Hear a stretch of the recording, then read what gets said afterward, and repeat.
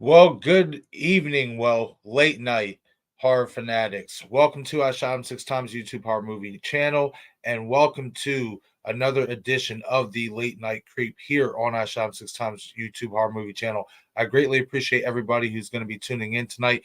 I don't expect a big crowd to come in. It's really late here on now what it is early Wednesday morning, but you guys know I've been transparent with you guys. My work schedule, I do get out late and I'm trying to not only provide you guys content in the mornings when I can, but also late at night. So just bear with me, but we're here now. I do want to apologize for last night. I was supposed to have this episode released by last night, but I'm not gonna lie to you guys. I ended up going on Steven over at Craving Something Scary's channel, and we ended up having a conversation backstage for like an hour.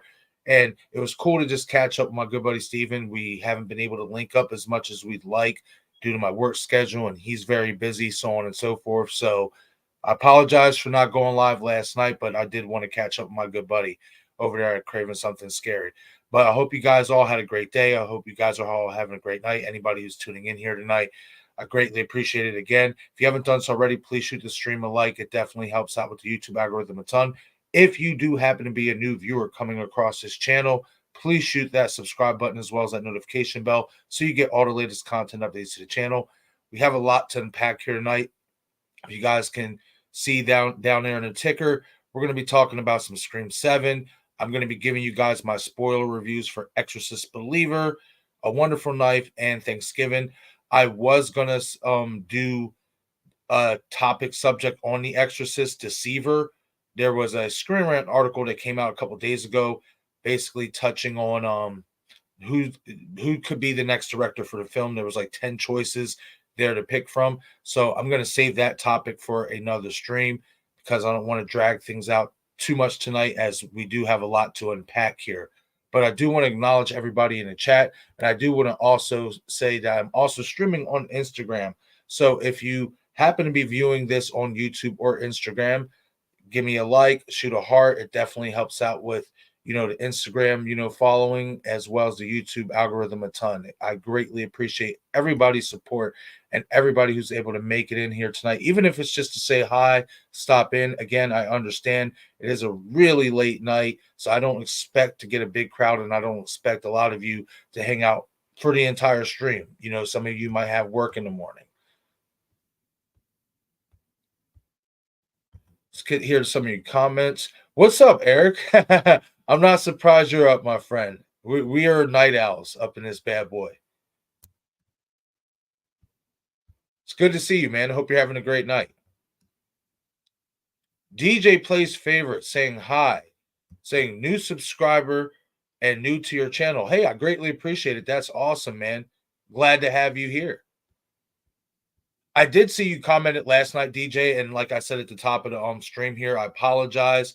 Like I said, I was going to go live last night, but me, Steven, and Destin got caught up after the stream last night, having a conversation, kind of sifting through Thanksgiving a little bit over again, and just wanted to catch up with my good buddy Steven, as I don't get to really, hang out and do live streams or anything as much as I'd like to, given my work schedule. So, but hey, we're here now, and we're definitely going to unpack a lot of this SCREAM7 stuff. Obviously, we had the photo that came out earlier with the potential release date. We're going to touch on that. I'm going to be touching on Dermot Mulroney's comments with Jamie Kennedy. I'm sure many of you have saw that interview. If you have not, I will be sure to leave a link here shortly with that interview, or you can go to Jamie Kennedy's YouTube channel and check it out. It's basically the #1 video on his channel right now. It was definitely an entertaining interview between those two, and Dermot definitely had some interesting things to say, in my opinion, in regards to not only just SCREAM6 but SCREAM7 as well. And then, as I said at the top of the video, at the top of the stream, I'm going to be giving you guys my spoiler reviews for The Exorcist Believer, A Wonderful Knife, and Thanksgiving. I did do a Thanksgiving non-spoiler review, but that was when the movie was still kind of fresh. I didn't want to ruin it for everybody. But here tonight, I am going to dig in a little bit more and discuss spoilers for Thanksgiving. So if you have not seen The Exorcist Believer, if you have not seen A Wonderful Knife, And if you have not seen Thanksgiving, you might want to turn away when I do get to that point, as this may not be for you. You might want to see it before I discuss it, and I respect that. And I will be giving out spoilers for each of those movies.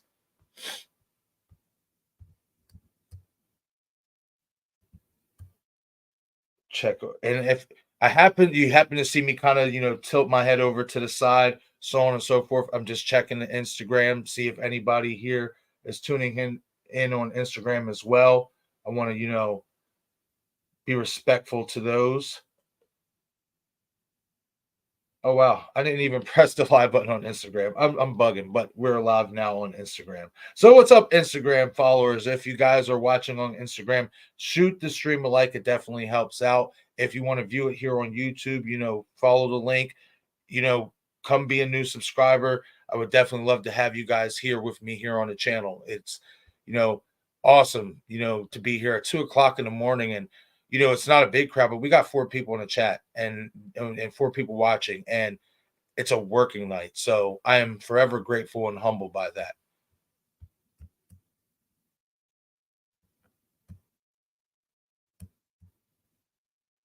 DJ plays favorite saying, no worries. I did wait until the Sandman got to me and fell asleep.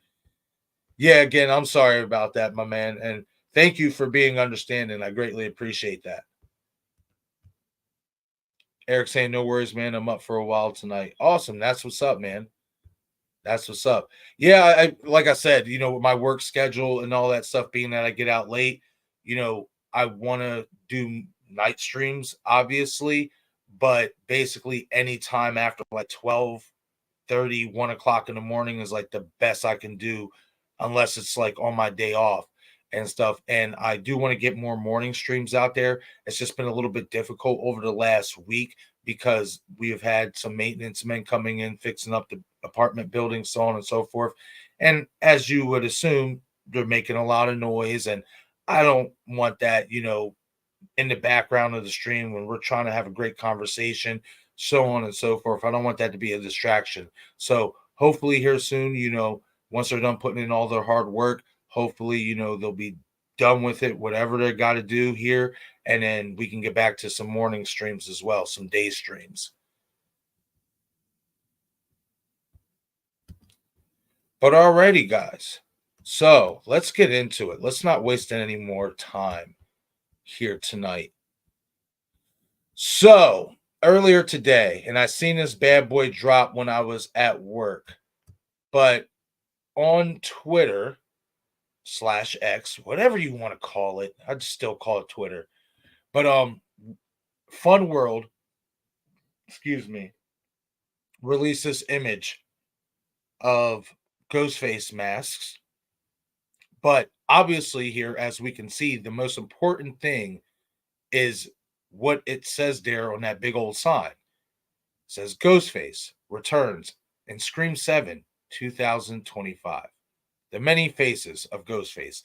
Now, is this an official confirmation that SCREAM7 is going to be released in 2025?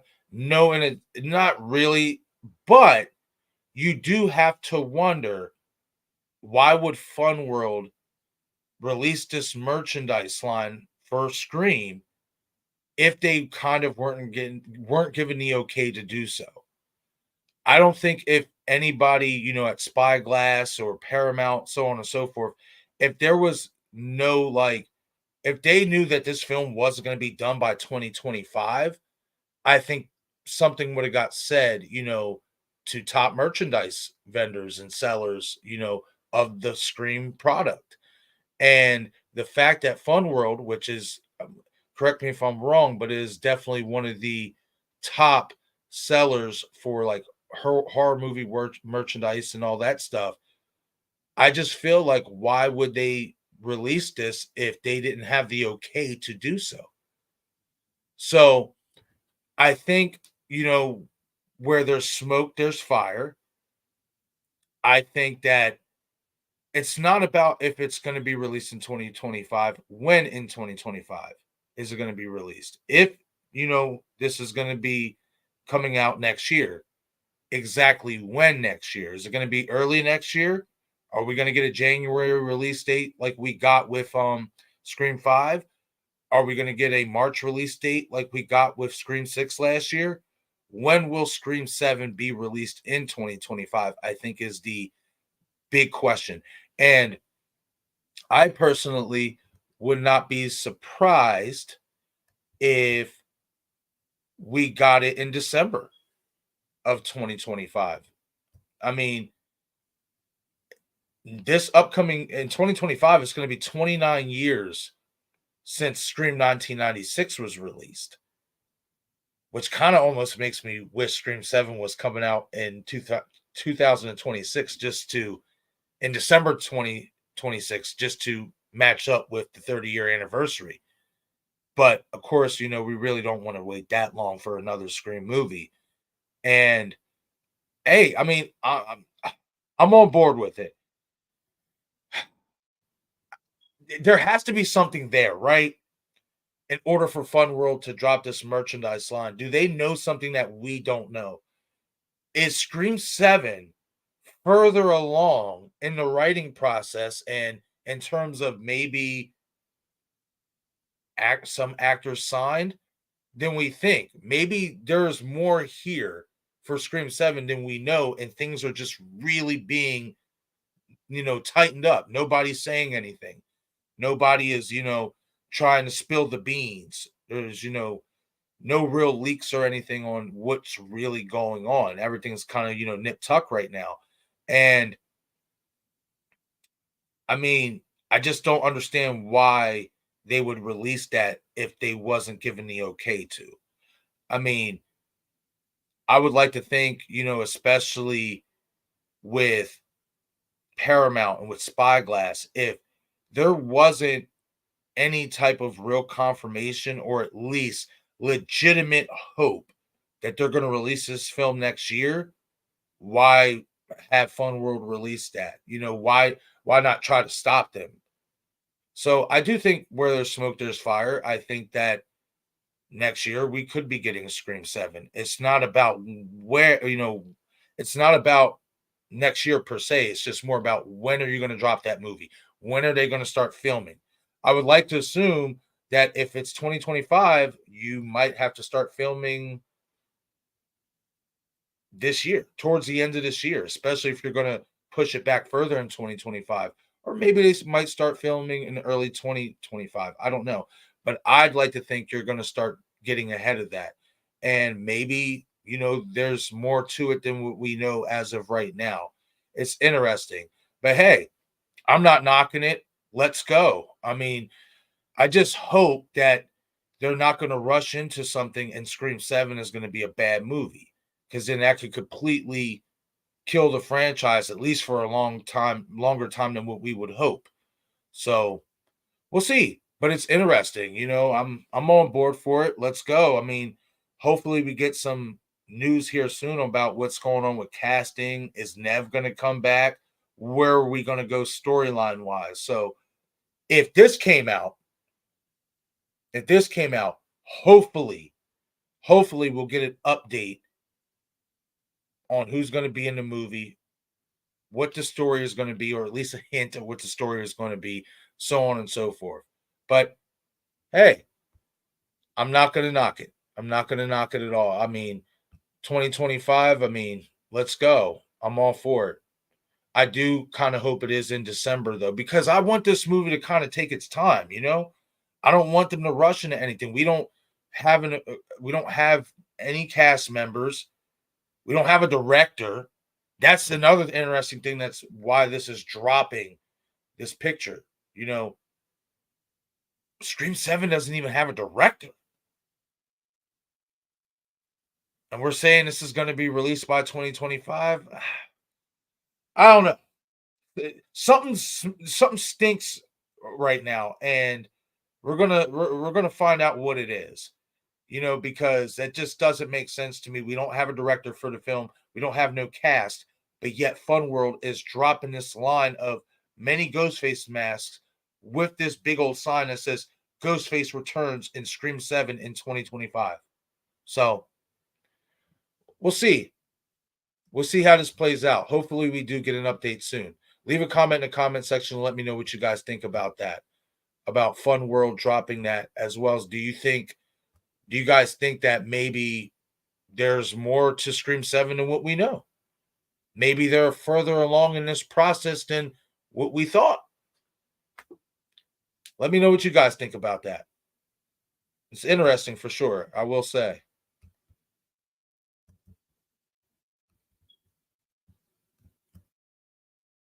What's up, Jamie? I hope you're having a great night. I'm not gonna lie, I'm surprised to see you here at this hour, Jamie. But it's great to see you.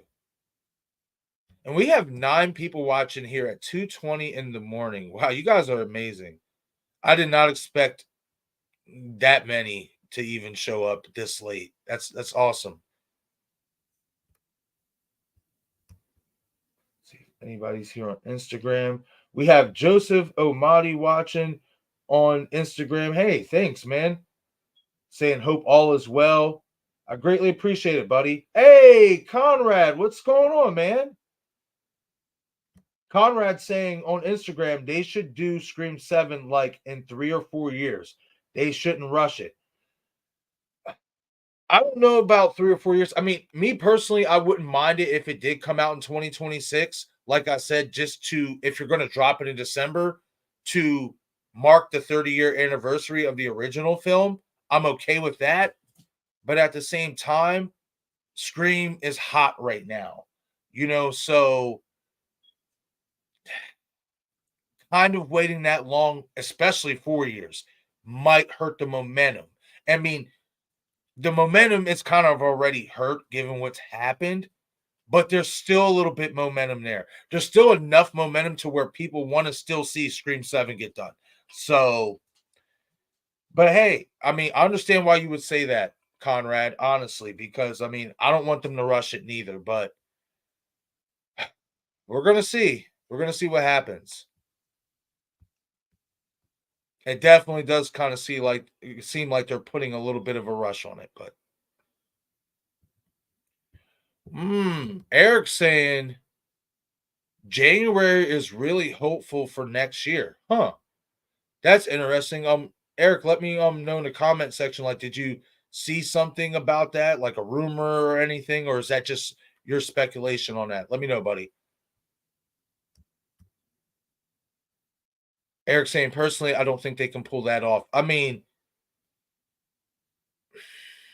I really don't neither, especially at least not right now. Like, you got to find a director first, and then you got to find your cast. What are you going to base the story off of? What is Guy and James going to base the story off of now? So I agree with you on that, Eric. I don't think pulling it off by January of 2025 is possible. I mean, it's possible, but I'd be really scared that we're going to get a crap movie at that point. Then I just feel like it would be super rushed just so the studio could be happy and get more money off the screen. And I would hate for that to happen. I think we all would.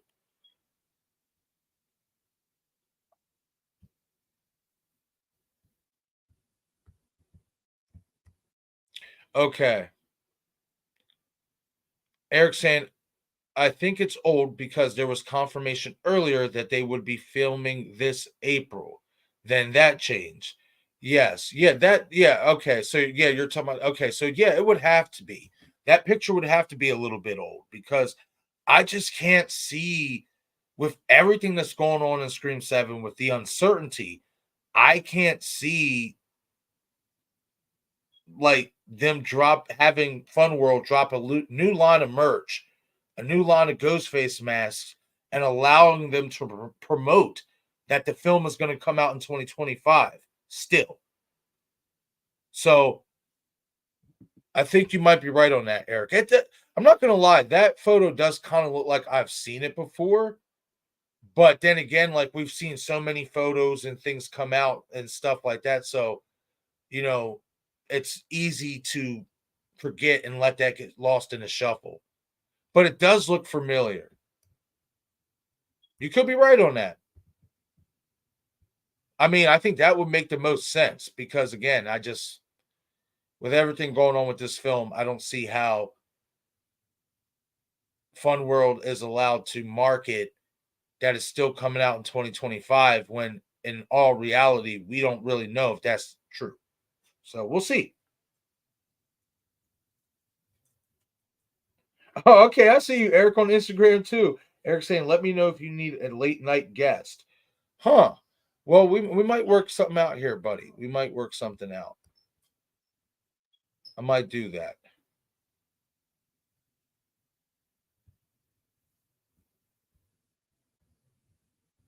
Get to some more of you guys' comments.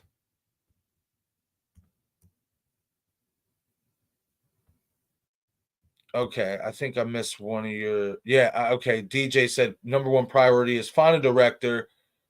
And then he said then build the script around who you can bring back 100%. I agree with that. Absolutely. That would be the smartest route for them to take. Okay. Quentin Gilmore in the chat. What's going on, Quentin? I hope you're having a great night. Thank you for joining us.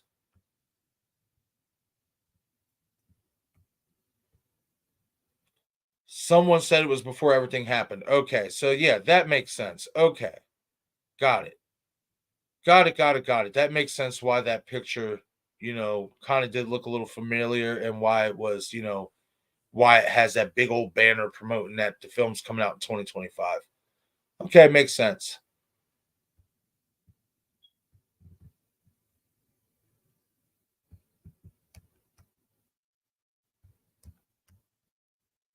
DJ saying I would like to see a two-person director team that has close relations to the Scream franchise. Mm, that's not bad. I mean, it's not a bad idea. I mean, it's interesting because we were talking about it last night, me, Craven, and Destin, and we were talking about the writing. And I think we all came to the conclusion in the agreement that it's not really even Guy Busick who's the problem. And this isn't, to take shots or be disrespectful to anybody. This is just an opinion. This is just a critique. But I think it's more James Vanderbilt and his style of writing that's what's kind of hurt Scream 5 and Scream 6 with all the writing errors that we had. I'm not sitting there saying Guy Busick's picture perfect writer. But when you watch Ready or Not, which he wrote by himself, when you watch Ready or Not, you were kind of hoping to get that type of consistency with the writing with Scream, and we didn't get that with Scream 5 and Scream 6. And me personally, I don't think that's really Guy Busick. I think that's James Vanderbilt. And again, not shade at him, but I'm not feeling his style. I'm not. I just feel like he doesn't know how to write a Scream movie. I'm just going to come out and say it. So I would really love for Kevin Williamson to come back and write this movie, but we know that's most likely not going to ever happen. So, man, oh man, that was the big thing about Christopher Landon leaving this movie, in my opinion. That's what kind of hurt because I watched his interview on Steven's channel, Craving Something Scary, and he said that him having a say in the writing process was very critical for him.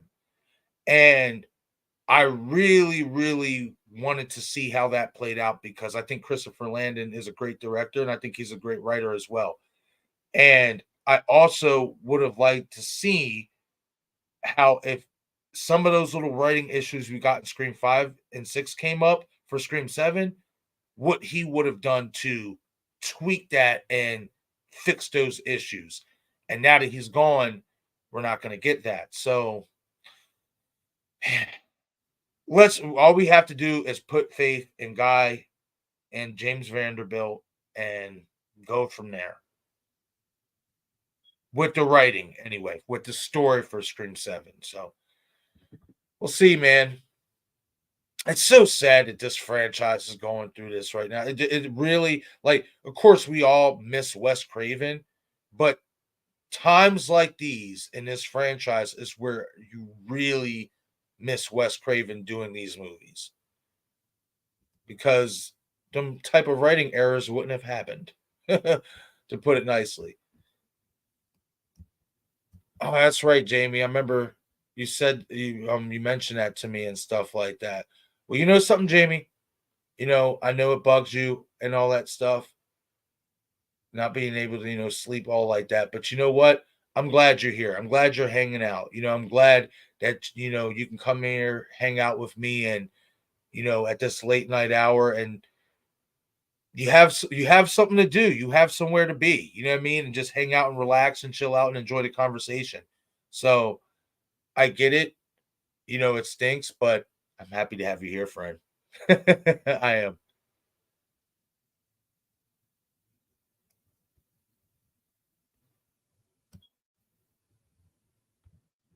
Okay.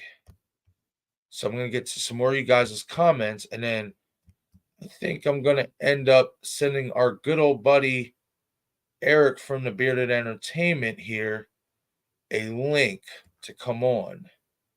And again, I'm going to be doing some more Scream 7 conversation, and then I'm going to transition into doing spoiler reviews for The Exorcist Believer, Thanksgiving, and A Wonderful Knife.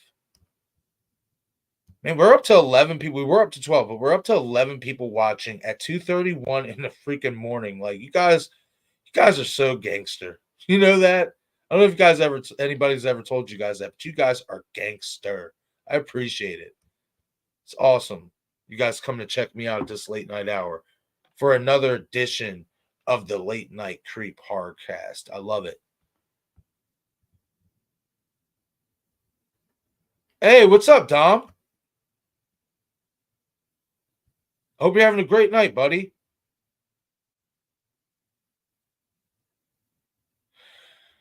Oh, to answer your question, Dom, real quick. I've seen that. What you're talking about, Dom saying, "Hey, Marcus, have you seen Chain Letter? That film ripped off See No Evil with Kane." Um, I've seen it on apps and stuff like Tubi and all that stuff, but I never clicked on it. I never gave it a chance. And I mean, if it ripped off See No Evil with Kane, I'd rather just watch See No Evil with Kane, because I actually like See No Evil with Kane. I thought Kane did a great job playing a horror movie villain, being a professional wrestler and all. So, yeah, I mean, if they ripped it off, I might as well just watch See No Evil. But then again, being a horror fan and a horror critic that I am, I might still give it a shot, because it might still have its differences in my point of view. So I think you gave me something to do there, Dom.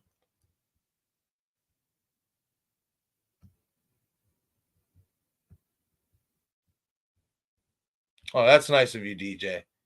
That's what's up.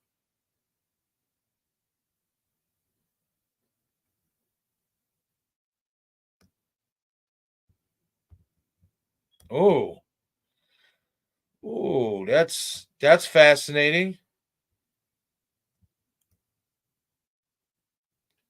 The two people I was talking about, DJ Plays Favorite says, the two people I was talking about in the director's role is Nev and Matthew to direct this Scream 7. Man, it's not that they couldn't do it.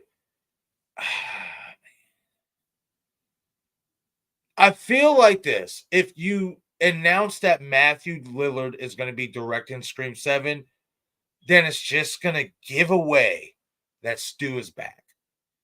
And I want that, man. I want this to be a slow cooker. I like what we've gotten in Scream 5 and Scream 6 with the subtle little clues, the subtle little Easter eggs. And I want that to continue in 7, and then lead it to one big reveal. Everything just culminates. I don't want Matthew being the director. It is all but certain. Okay, Stu Macher is going to be in this movie, some way, somewhere, some fashion. some form, even if it's not the form we want. Stu Macher's going to be in this movie, and I don't want that spoiled for us, man. If they're going to bring Stu back, if they're going to bring Matthew back, I want him to be. I want it to be secret. I want to be surprised. I want to be shocked. Even though I believe he is alive, I still want to feel that moment. That when he takes off the mask. And this time they have to have him take off the mask. Okay, the mask, he has to have the gown, he has to have the costume on, he has to take off the mask for his reveal. We don't need no other type of reveal. He has to take off the mask. So, I mean, does Nev have any directing credits? Like, I might have to look that up. I mean,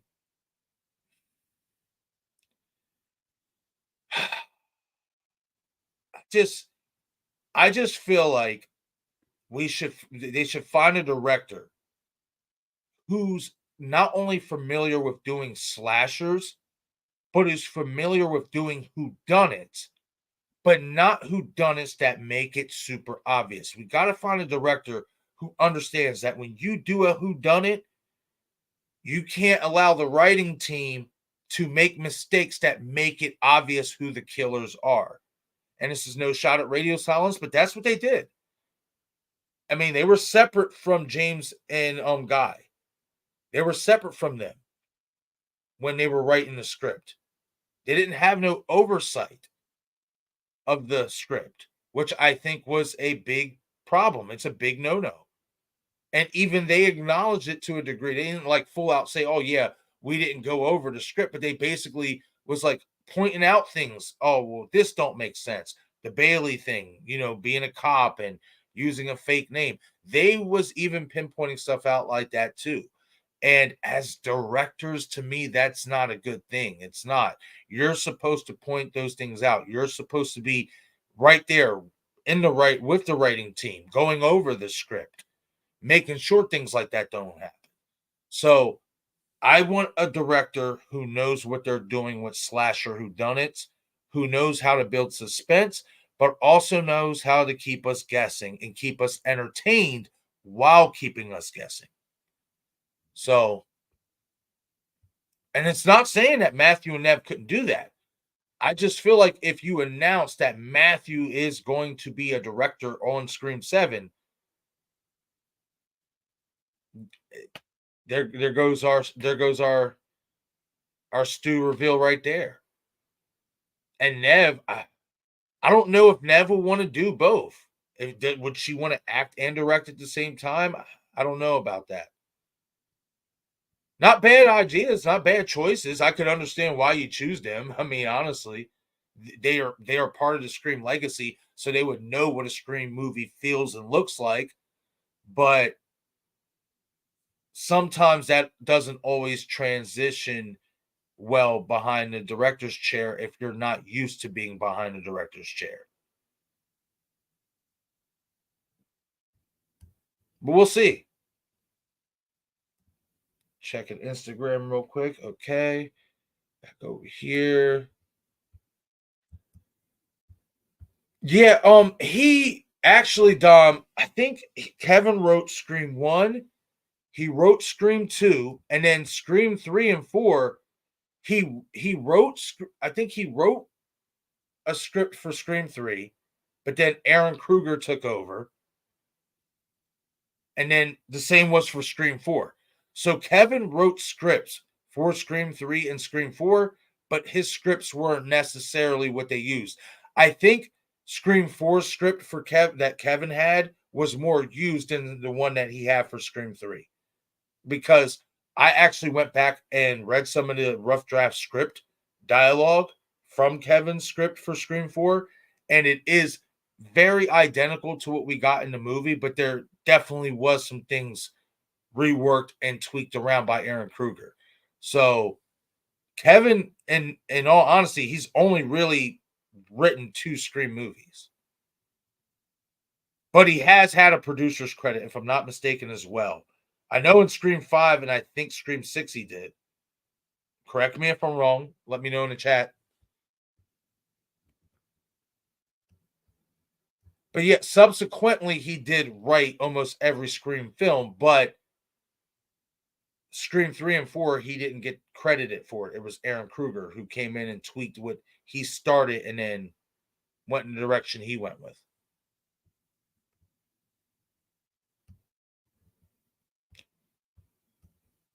Okay, and Eric, I'm about to send you a link here in a second, buddy. I'm just trying to catch up with these chats with some of you guys' comments. Eric saying, personally, I want a single director, someone with a clear vision and detail oriented. I agree. 100% agree. And it's important that you said that clear vision because to me, when you have directors saying, oh, well, we were separate from the writing team, we had no idea what they wrote in the script, we just, directed. That's it. To me, as directors, then what is your clear vision? What is your vision for this film? If you don't have a hand in what is being written, what is your vision? So not a knock on Radio Silence. I think they did a good job directing, but there was, you have to be more transparent in that writing room. You do. You have to be more hands on. And that's what I want. And I think that's basically what Eric is, in so many words, saying too. We want a director who's going to have a clear vision and be hands on with the writing and be detail oriented on where we're going with this story and make everything make sense and not us as the fans being like, well, this is wrong and this is wrong because this don't make sense and that don't make sense and that don't make sense, so on and so forth. So I 100% agree with that, man.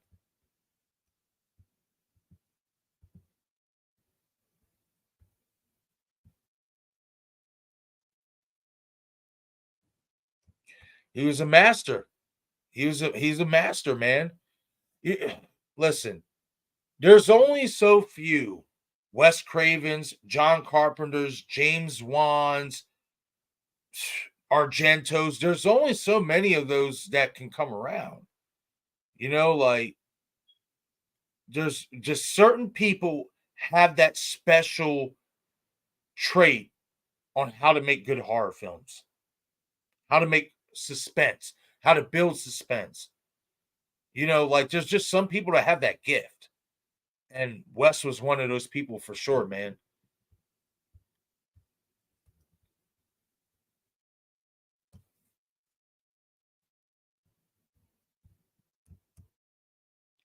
All right. Yeah, I mean, I wouldn't mind. I mean, so then this is how we'll do this.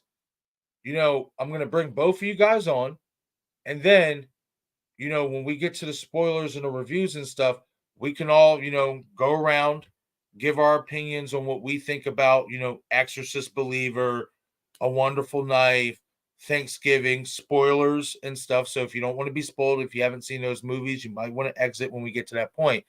But yeah, we can all three give our takes on that. And then what I'm going to do is tomorrow morning early, I'm going to chop, the stream down, edit and repurpose it. And then basically it'll be like three people's reviews in one video for these movies. So I'm down with it. So, all right, let me take care of that now. I'm going to send a link over to both Eric and Dom. Okay. You guys know I'm always down for some company.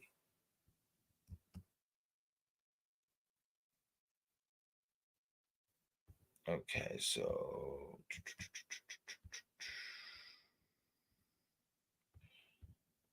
okay, bear with me for a second, guys. I'm sending links out.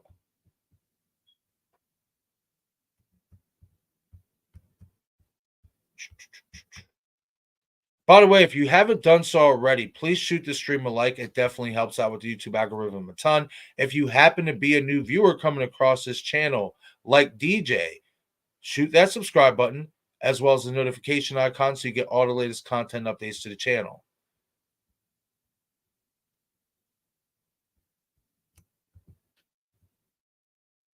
Okay, where you at, Bearded? Gotcha. All right, Eric, I just sent you the link, my friend. And Dom, I'm sending yours now.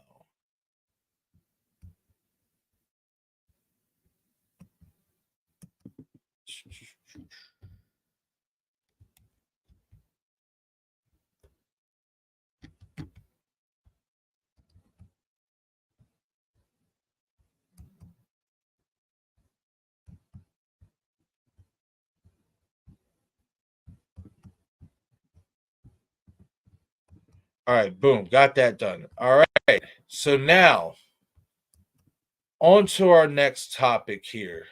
And then I'm gonna have these guys come. Oh, we got to knock at the door. That was fast. My boy wasn't playing no game. My boy Eric wasn't playing no games. Ladies and gentlemen, everybody, welcome my good buddy Eric, otherwise known as the Bearded Entertainment, here to the Late Night Creep Horrorcast. What's going on, my friend? Hey, buddy. How you going? Up, man?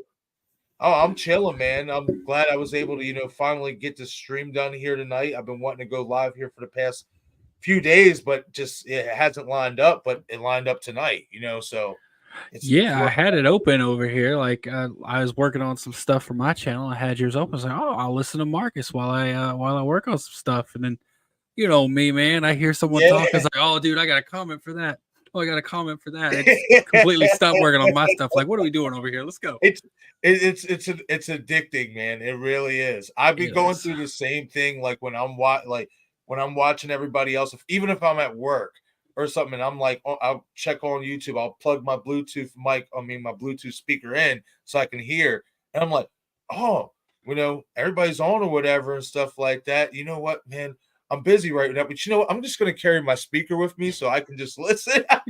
got one headphone in, the other one so I can hear. Yeah, dude, believe me, I get it, but I was like, oh, Scream Talk. I don't know about SCREAM7, man. I'm getting so, and the reason I said January is rough. Okay, so they, according to Radio Silence, this is the timeline I'm going with. Okay. When the first trailer came out for Scream 5, that's when they got the green light to do Scream 6. And they said that weekend, James and Guy started working on the script, right? Mm-hmm. And that's October. I looked into this timeline. October 12th, 2021. That's when the trailer came out. So they got the green light that day. That's when they started working on writing Scream 6. And then Scream 6 went to theaters. It opened in theaters March 10th, 2023. So that's 17 months from the time they got the green light, started writing it, and got to theaters. So if we go 17 months, if you want it January of 2025, I see where you're going with that, bro. It had to have been filmed already because they finished filming September 1st of 2023. That's when they finished filming Scream 6, and it got to theater March 10th. So September, October, November, December, January, February, March. So that's 8 months or 7 months from the time they finished filming to hitting theaters. So you got to have at least 7 months for post-production. It's about 2 months for filming. So let's say that's 9 months there. So if we were to want a Scream 7 in January of next year, filming would have to take place like right now. Yeah, that's what I'm saying. Like it's just not going to happen. You don't have a director, you don't have a cast, like.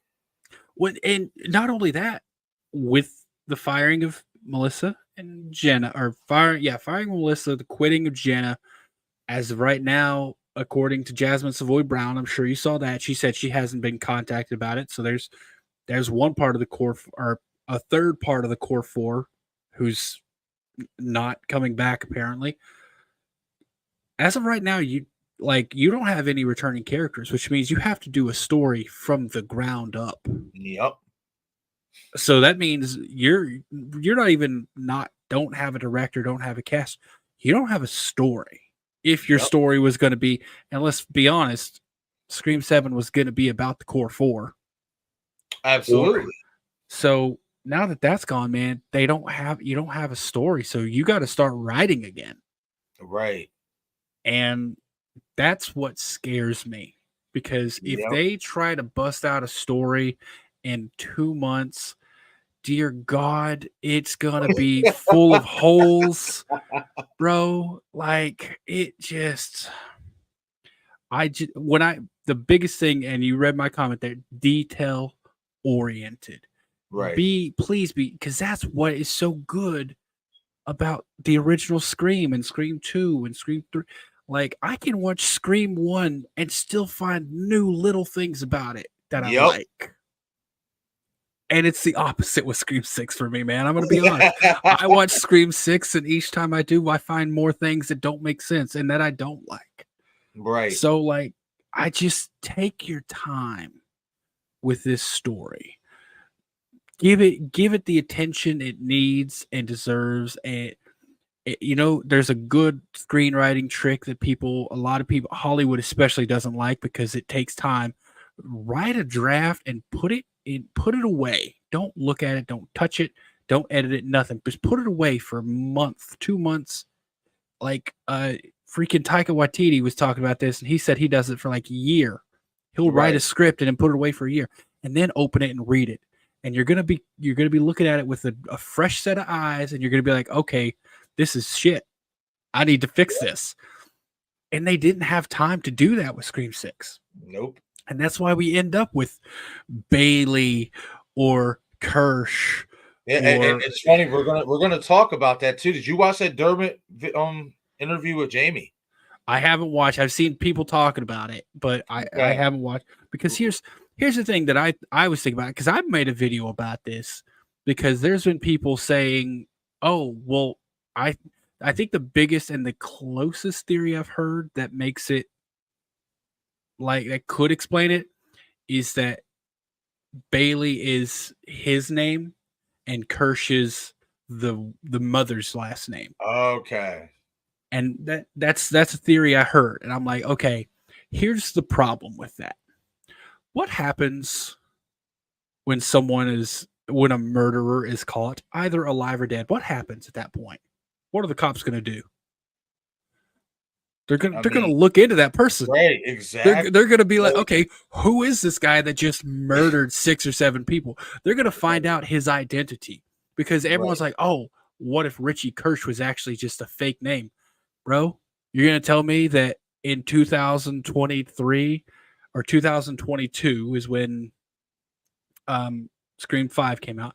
2022, a police department in California wasn't able to be like, oh, well, his name really isn't Richie Kirsch. Right. Exactly. And like, people online knew him as Richie Kirsch. You saw those message boards filled with people like Justice. Like, his name was Richie Kirsch. Right. That's his name. If it hadn't have been, and the fucking DNA on the knife or on the mask tracks it to a person named Richie Kirsch. Right. You telling me the FBI or the fucking, because here's the thing, that had to come from FBI, because as far as we know, Richie Kirsch had never given his DNA in fucking New York City. Right. So it goes into a federal database. So he got caught. He was tagged in a database as Richie Kirsch. They're not going to put him in a database as Richie Kirsch if that's not his name. Exactly. And then, if there are any other known aliases, that gets documented. Exactly. Bro, there's a fucking also known as section in there. Like, it doesn't make any sense. His name is Richie Kirsch. They have a whole nickname section. Like, what is your street name? That's what it's like. Exactly. And so either, and that's what gets me. It's like, because people are like, oh, well, he used a fake name to get into the NYPD. No, the fuck he didn't, man. You're not passing a background check to get into the NYPD with a fake name, especially because here's the thing. This movie takes place, 6 months after Scream 5? A year. It takes a year. You're Yeah. telling me he built? Well, but they only got there 6 months ago. 6 months. Yeah, they was only there for 6 months. Yep. So you're telling me in 6 months' time he built a believable enough backstory and proper documentation to fool the entire NYPD? Right. And got crit. Come on, y'all. Like that's just some. And here, let's just say that is true. Let's suspend the disbelief. That's true. What does Gail fucking Weathers do after she sees these killers? After she finds out Richie Kirsch, she found out fucking Cotton Weary murdered Maureen Prescott. And she didn't give it up for like a year, but she just all of a sudden, oh, it's Richie Kirsch. There's nothing more we can do about that. Nothing more to look into. Apparently, we don't know. We don't need to know who raised him or where, nature versus nurture. None of that. We don't care. It's come on. Like, what did she put in the fucking Woodsboro murder book that she wrote about him? Right. She wrote a whole book about the events of Scream 5, and she didn't not once be like, oh yeah, here's the father of the killer. Right, exactly. There had to be a funeral for Richie. Like, are you telling me no one was there and could see that this guy just happens to be the same guy that's over here as a police officer? Like, bro, the more you think about it, the more it does not add up. And it's just, and how did they find the fucking shrine?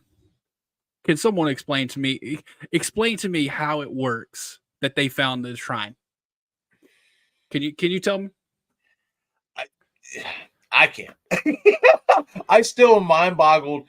How did Gail find the source to this shrine? And that's what I'm saying. Like, so Kirby was tracking. If Bailey said he registered the Jason and Greg's names and fake names, he said they were fake names. He has a knack for this fake name shit. No. See, here's that's kind of wrong, actually. So he said he put it in Jason and Greg's name. That's right. However, Gail said yes. They registered under fake names. How would you know that there's fake names? Kirby Reed she literally said, I've been tracking these guys' online activity for months. You don't think she would know if they maybe went online and rented a fucking theater under fake names? And it wasn't under their financials. We're going to finish this, but I have a knock at the door and I want to get him in. He's been waiting for a little bit now. We've been going. And I want to get my good buddy here, Dominic from Dominic St. Clair Studios. What's going on, Dom, man? Hold on, let me press it. Oh, for some reason, it's not letting me let you in, Dom. What's going on? There we go. What's up, Dom? How you doing tonight, man? Doing good, man. It's been a long day. I just been sometimes I've been doing some research into like chain letter. Remember, I think I mentioned it in the chat. Chain letter. It's a See No Evil ripoff. Oh yeah. I remember you said that. So I did my research because I remember you said you saw Dead Tone with Ruger Hauer and Brian. Yeah. So I seen that multiple times. I don't know why, but I seen that movie and I followed the director's filmography, and he did a film called Chain Letter, which is looks a lot like See No Evil. Okay, yeah. Chains to kill people, but I watched the movie and it's a little different. I'll give it that. A little different, but in the similarity to See No Evil, the killer and the way he kills people is with chains. That's pretty much the gimmick. I mean, that's kind of how they kill people in Hellraiser too. Right. Like chains coming out of the lament configuration. And I'm gonna have to check it out, see what it's about. Kane, like I said, I like See No Evil. I love See No Evil. It's like a guilty pleasure. And Kane is actually coming to a convention here next month. Oh, I see. I forget what I'm gonna say in North Carolina, right? Yeah. Yeah, I saw that, and I was just like, oh. Bro, it's actually a pretty good lineup. Like Kiefer Sutherland's Yep, coming. I saw that too. Yep, we The were looking at the original, same site. the two Yep. original Duke boys from the Dukes of Hazzard. Wow, man. Shannon Elizabeth from American Pie Yep. and 13 Ghosts. CJ Graham and Kane Hodder. So you got two different Jasons. And they're both doing CJ Graham is doing, I think, a part 6 photo op in costume. Nice. And Kane is doing actually the part 8. Jason Lives, yeah. Yeah. Bro, it's a pretty chill. It's a I pretty wanna chill go. little convention. I went to the one. They do it here twice a year. They do it one in February, one in August, and they're doing it again in August. But it's not that expensive, and it's a very chill place. Like, it's not huge and packed like a Texas Frightmare. Yeah. Or it's a pretty small convention, but they got a pretty good lineup this time around. That's what's up, man. Yeah, if I could make every convention in the world, I would. I'm trying tickets for Scarefest go on sale February 1st at midnight. And I'm trying for that VIP, man, because those. I don't blame you. That's a great package to get, man. So you get front of the line service, everything. Dude, so last year, right, you get 3 line skips with Scarefest. Okay. And last year, got to meet a great supporter of the channel, and I'm completely blanking on her name. I can tell you her Instagram name because I, follow her on Instagram. But we were all chilling out there, and it was Killjoy Jake and I hanging out, and I had a photo op with David Arquette with Dewey. Had a photo op with him. I think it's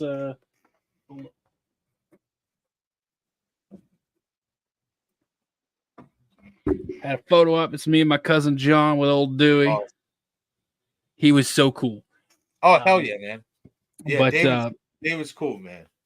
So it was a little bit before that, and I'm kind of chilling out, and we had met this subscriber, and she subscribed to Killjoy Jake first. I didn't even know her, but we all got a photo together, and she's like, and this was Saturday, and she's like, hey, if y'all want to use these, I've already used a line skip, but I don't really need to use the other 2. So she gave us her line, and it's a piece of paper. It's got 3 like line skip things on it, and they marked one out.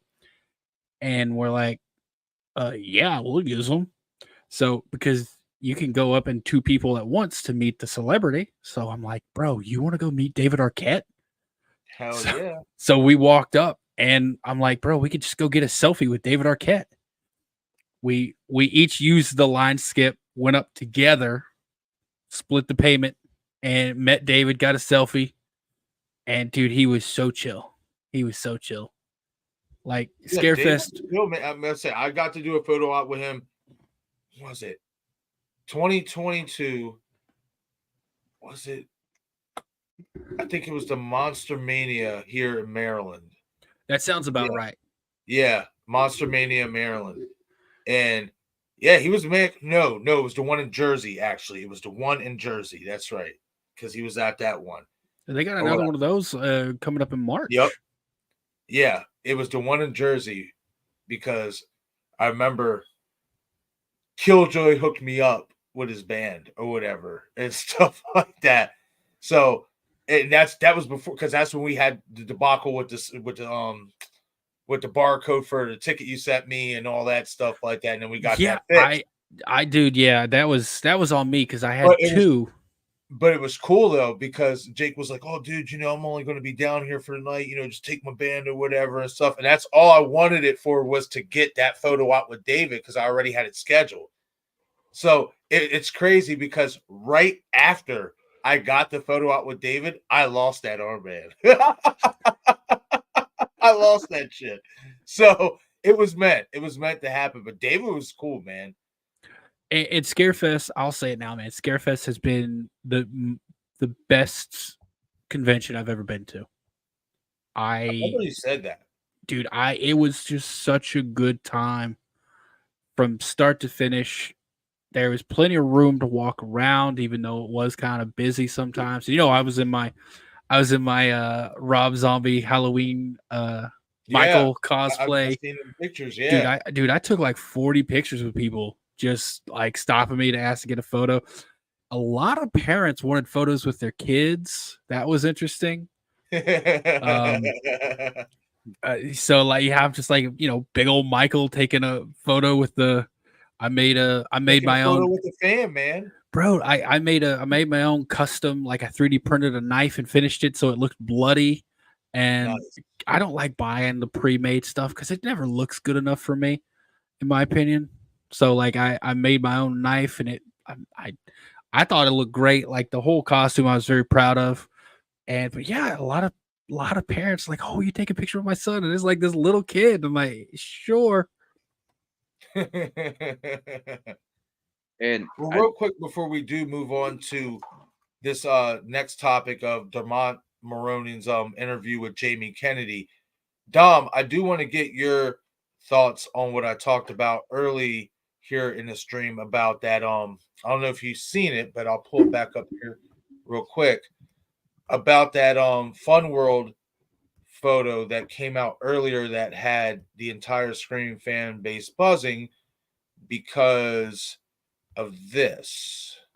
A second. This thing jumped on me. You know how StreamYard can get sometimes. Is it the one where it From has all the costume masks. and then the one says Yeah. Scream 7? Yeah, there it is right there. So what do you make of this, Dom? Like, I mean, I'm in line with Eric. I think that this was older. I feel like I've seen this before, and I feel like it just resurfaced today. And this is what it got a lot of people talking because I think it was one of those photos that was dropped a while ago that didn't last long on the internet, and then maybe it got pulled or taken down, whatever, and now it's resurfaced. Because, like I was saying earlier in the stream, I just personally don't feel like with this film not having a director, with this film not having a cast, why would there be merchandise that's being promoted? And not only that, they're promoting the film for next year. I mean, granted, we know that the rumored speculation was for Scream 7 to be released in 2025, but with everything that's going on, that's not a safe bet. So, what do you think about this? What do you think about this, Dom? What are your thoughts? So yeah, I mean we talked about it a little bit. Yeah, it's Scream 7 is not known to be in production because of Right. everything that's going on. Like Jenna Ortega, Melissa Barrera, they hopped off. Melissa got fired.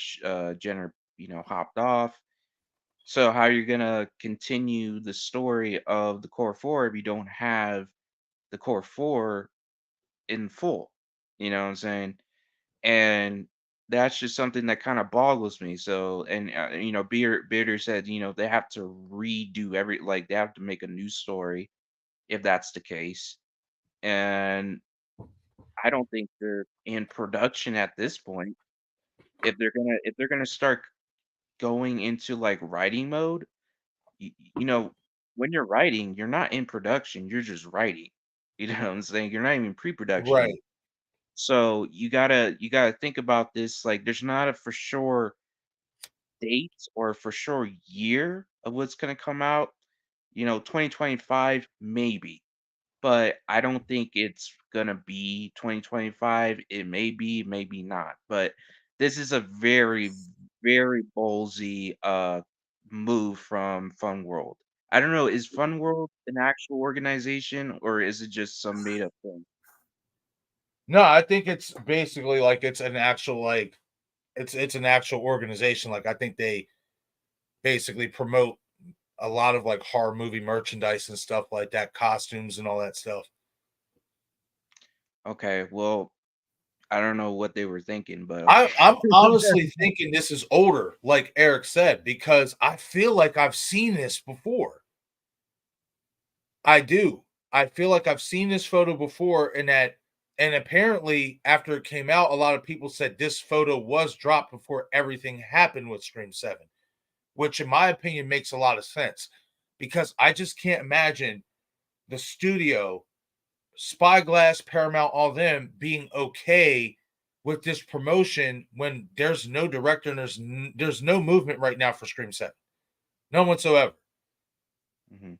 So, yeah, I don't think it's even really Fun World like their fault. I think what it was is this. I think this photo came out months before, or a few months after Scream 6, in the middle of all the talk of Scream 7 going to happen before the strikes and all that.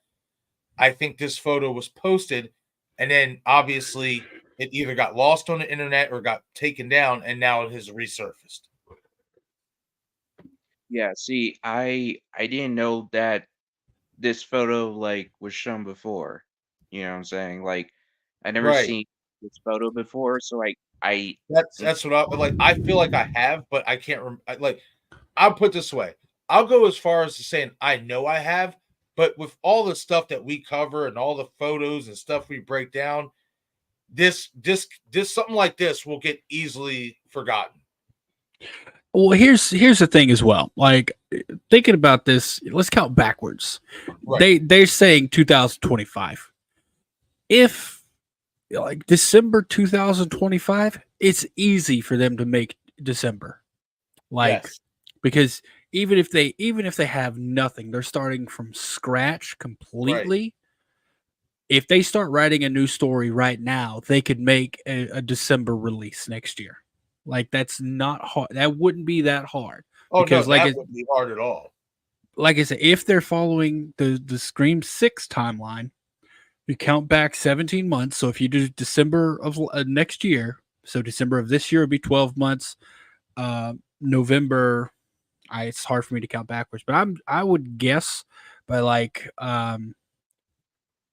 May, even if they started at May and completely from scratch started writing a story, if they followed the same timeline from Scream 6, they could have a Scream 7 by in theaters December of 2025. So even if it did come out today, I mean it still could be accurate because It could be.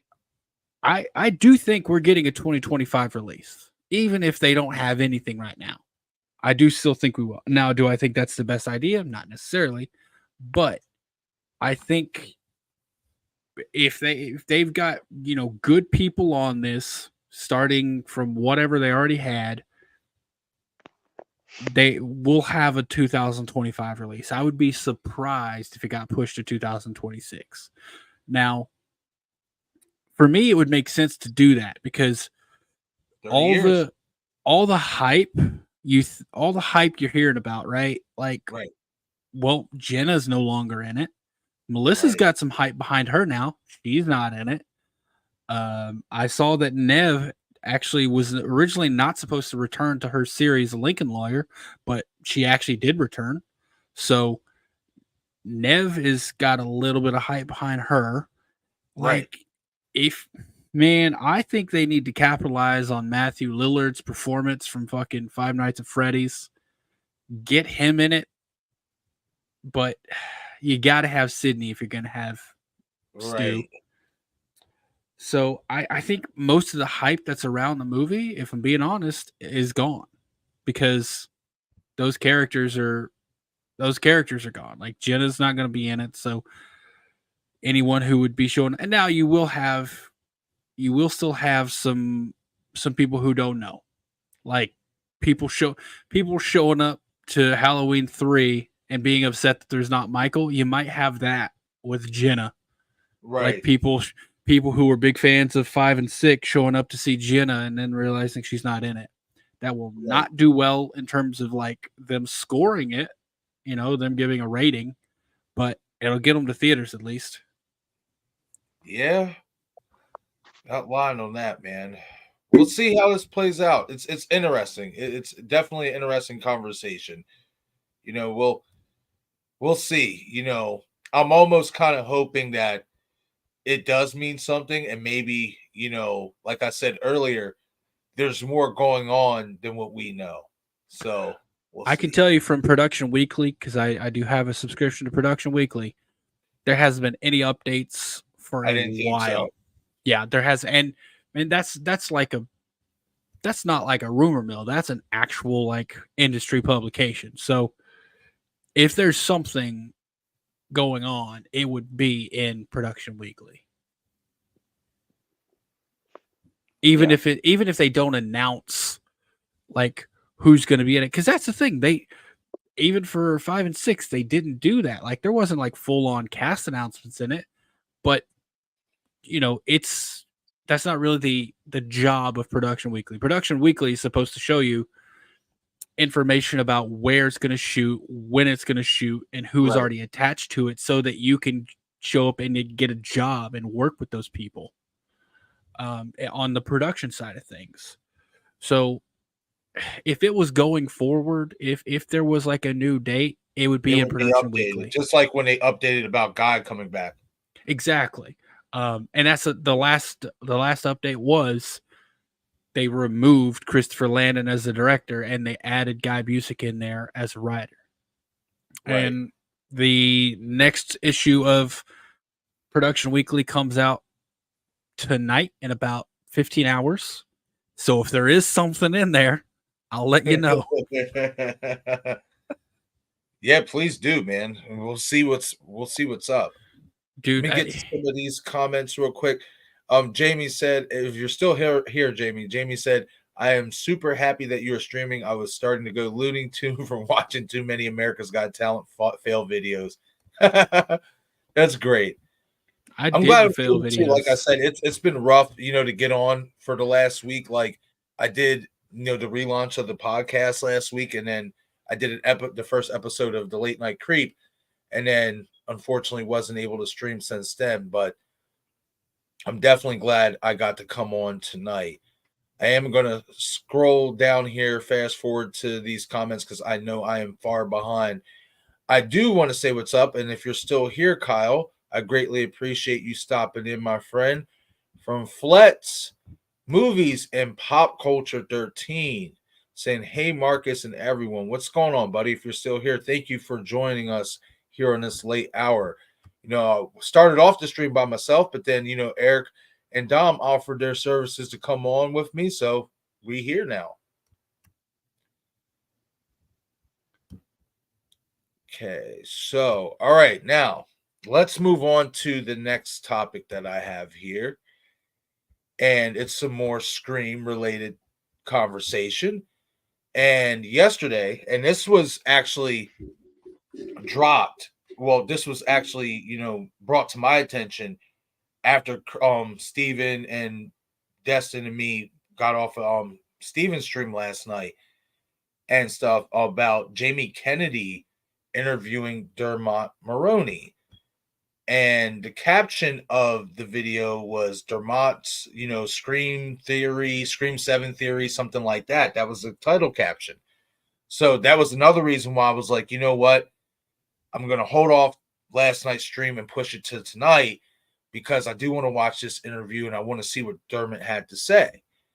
And he had some interesting things to say. One of the first things he touched on was the fan base, you know, how loyal the Scream fan base is and how much he actually loves going to these conventions and enjoys the fans coming up to him and like really breaking down the film and stuff like that. Like even he brought up to a degree about the whole Bailey Kirsch thing and stuff. And even he's like, even fans brought that up to me, and I never even thought about it that way before. And stuff like that about, you know, basically I'm a cop with a fake name. How does that work? And stuff. So he talked about stuff like that. But to me, the most interesting thing that he talked about was not only you know, trying to transition into a psychopath, like playing that role and stuff, which he said he loved to do because he's played a lot of bad guys in his career, you know. So he said basically doing this for Scream it wasn't that hard, but he really wanted to tap into kind of being that delirious, like, I guess you want to say skitsy type, character who's a psychopath. Now, whether you want to say that worked well for him, that's up for you to debate. That's your opinion. My opinion is that he was a little too goofy, a little too over the top, and not a good way. But that's just my take on it. I would But agree with that. I think he went too comical in yes, a little bit. yes. But what was the interesting thing about it is he talked about SCREAM7, and we've mentioned this before, and it's not really something that we want to see, but I found it interesting that he brought it up because he mentioned about, he's like, SCREAM7. He said, you know, I'm the dad, I'm Richie's dad, but where's Richie's mother? Don't do that. Yeah, I know. Don't do that. Then he even brought up because Jamie was like, because he was like, hell, I would even like to come back. And Jamie was like, well, wasn't your death like pretty definitive? And he's like, yeah, it was pretty definitive. But I mean, he's like, look at Dewey. He survived non-stab wounds. I mean, he's like, look at these new characters. Even he brought up the newer characters there and Dom. He's like, look, he's like, Chad's look the at, Terminator. he said, look at Chad. He said, you got him, getting stabbed however many times, and he still got to live. He said, so I mean, why can't I come back? He's like, give me a basically like a mechanical type eye or some shit like that. Bro, just don't give him a cyborg eye. God. But what I found interesting though was the fact that even he brought up the whole thing of where was Richie's mother and all this, and we know for a fact that before they scrapped it, that the plan was to have Ethan kill her. But obviously they scrapped it, so that leaves her in so many ways. That leaves her out in the open. That leaves her out there, And again, it's not something I think we all can agree. We really don't want to see that, Richie's mother in SCREAM7. But it's interesting that he would bring that up, and the reason why I think that is interesting is because do you think? This is for both of you guys, and I'm gonna start with Dom first. Do you think that maybe that may have been the idea for SCREAM7, but given what everything was happened, obviously now that has all changed. Do you think in SCREAM7 we could have gotten Richie's mother, being that she's in canon, she's not dead, she's alive. She just maybe. dead, she's never been mentioned, so she could already be dead. Right. But see, even the fact that he would mention that, like, that basically she's still out there. So that kind of tells me that, the character is still alive. So like, what do you feel? What do you think about that, Dom? Do you think with Dermont's comments bringing up Richie Kirsch's mother for SCREAM7 or whatnot, because he brought that up, he's like, maybe you could have her in SCREAM7. Do you think the reason he brought that up, because maybe that could have been the idea? Because when he said that, he also kind of said something along the lines, like he kind of drew back on it, like, oh, I don't want to go too far and, say things or say something I'm not supposed to say or something like that. Basically along those lines, that's what he said after saying that. So, Dom, do you think that Richie Kirsch's mother was in the plans for SCREAM7 before everything, got shot to bits? Well, I'm gonna go on a limb and say yes, because we didn't really know too much about the killers in Scream 6 like beforehand. Like we saw like the trailers and stuff. We were trying to figure out who it was and this and that, and we always some of us like came to the conclusion maybe it's someone related to the previous screams in Scream 3, Scream 2, whatever. but then it turns out to be the father and the sister and the brother, right? That we never knew before. Were Richie's siblings and father, right? At the end of Scream 6. So, and it was following the theme of the original two films. So, like Scream 1, it's the boyfriend. Scream 2, it's the family. The mother in Scream 2 to Billy, the father in Scream 6 to Richie, and then of course the siblings were at. So if you're following Scream 3, people say like they're mirroring it, right? Right. So in Scream 3, it was Sydney's half brother, I guess you can say, right? So Yeah. it's still in the family. It's still in the relative side of things. So I I see can what you're saying there. kind of see them going that route if they wanted to. And I think they would have gone with that route.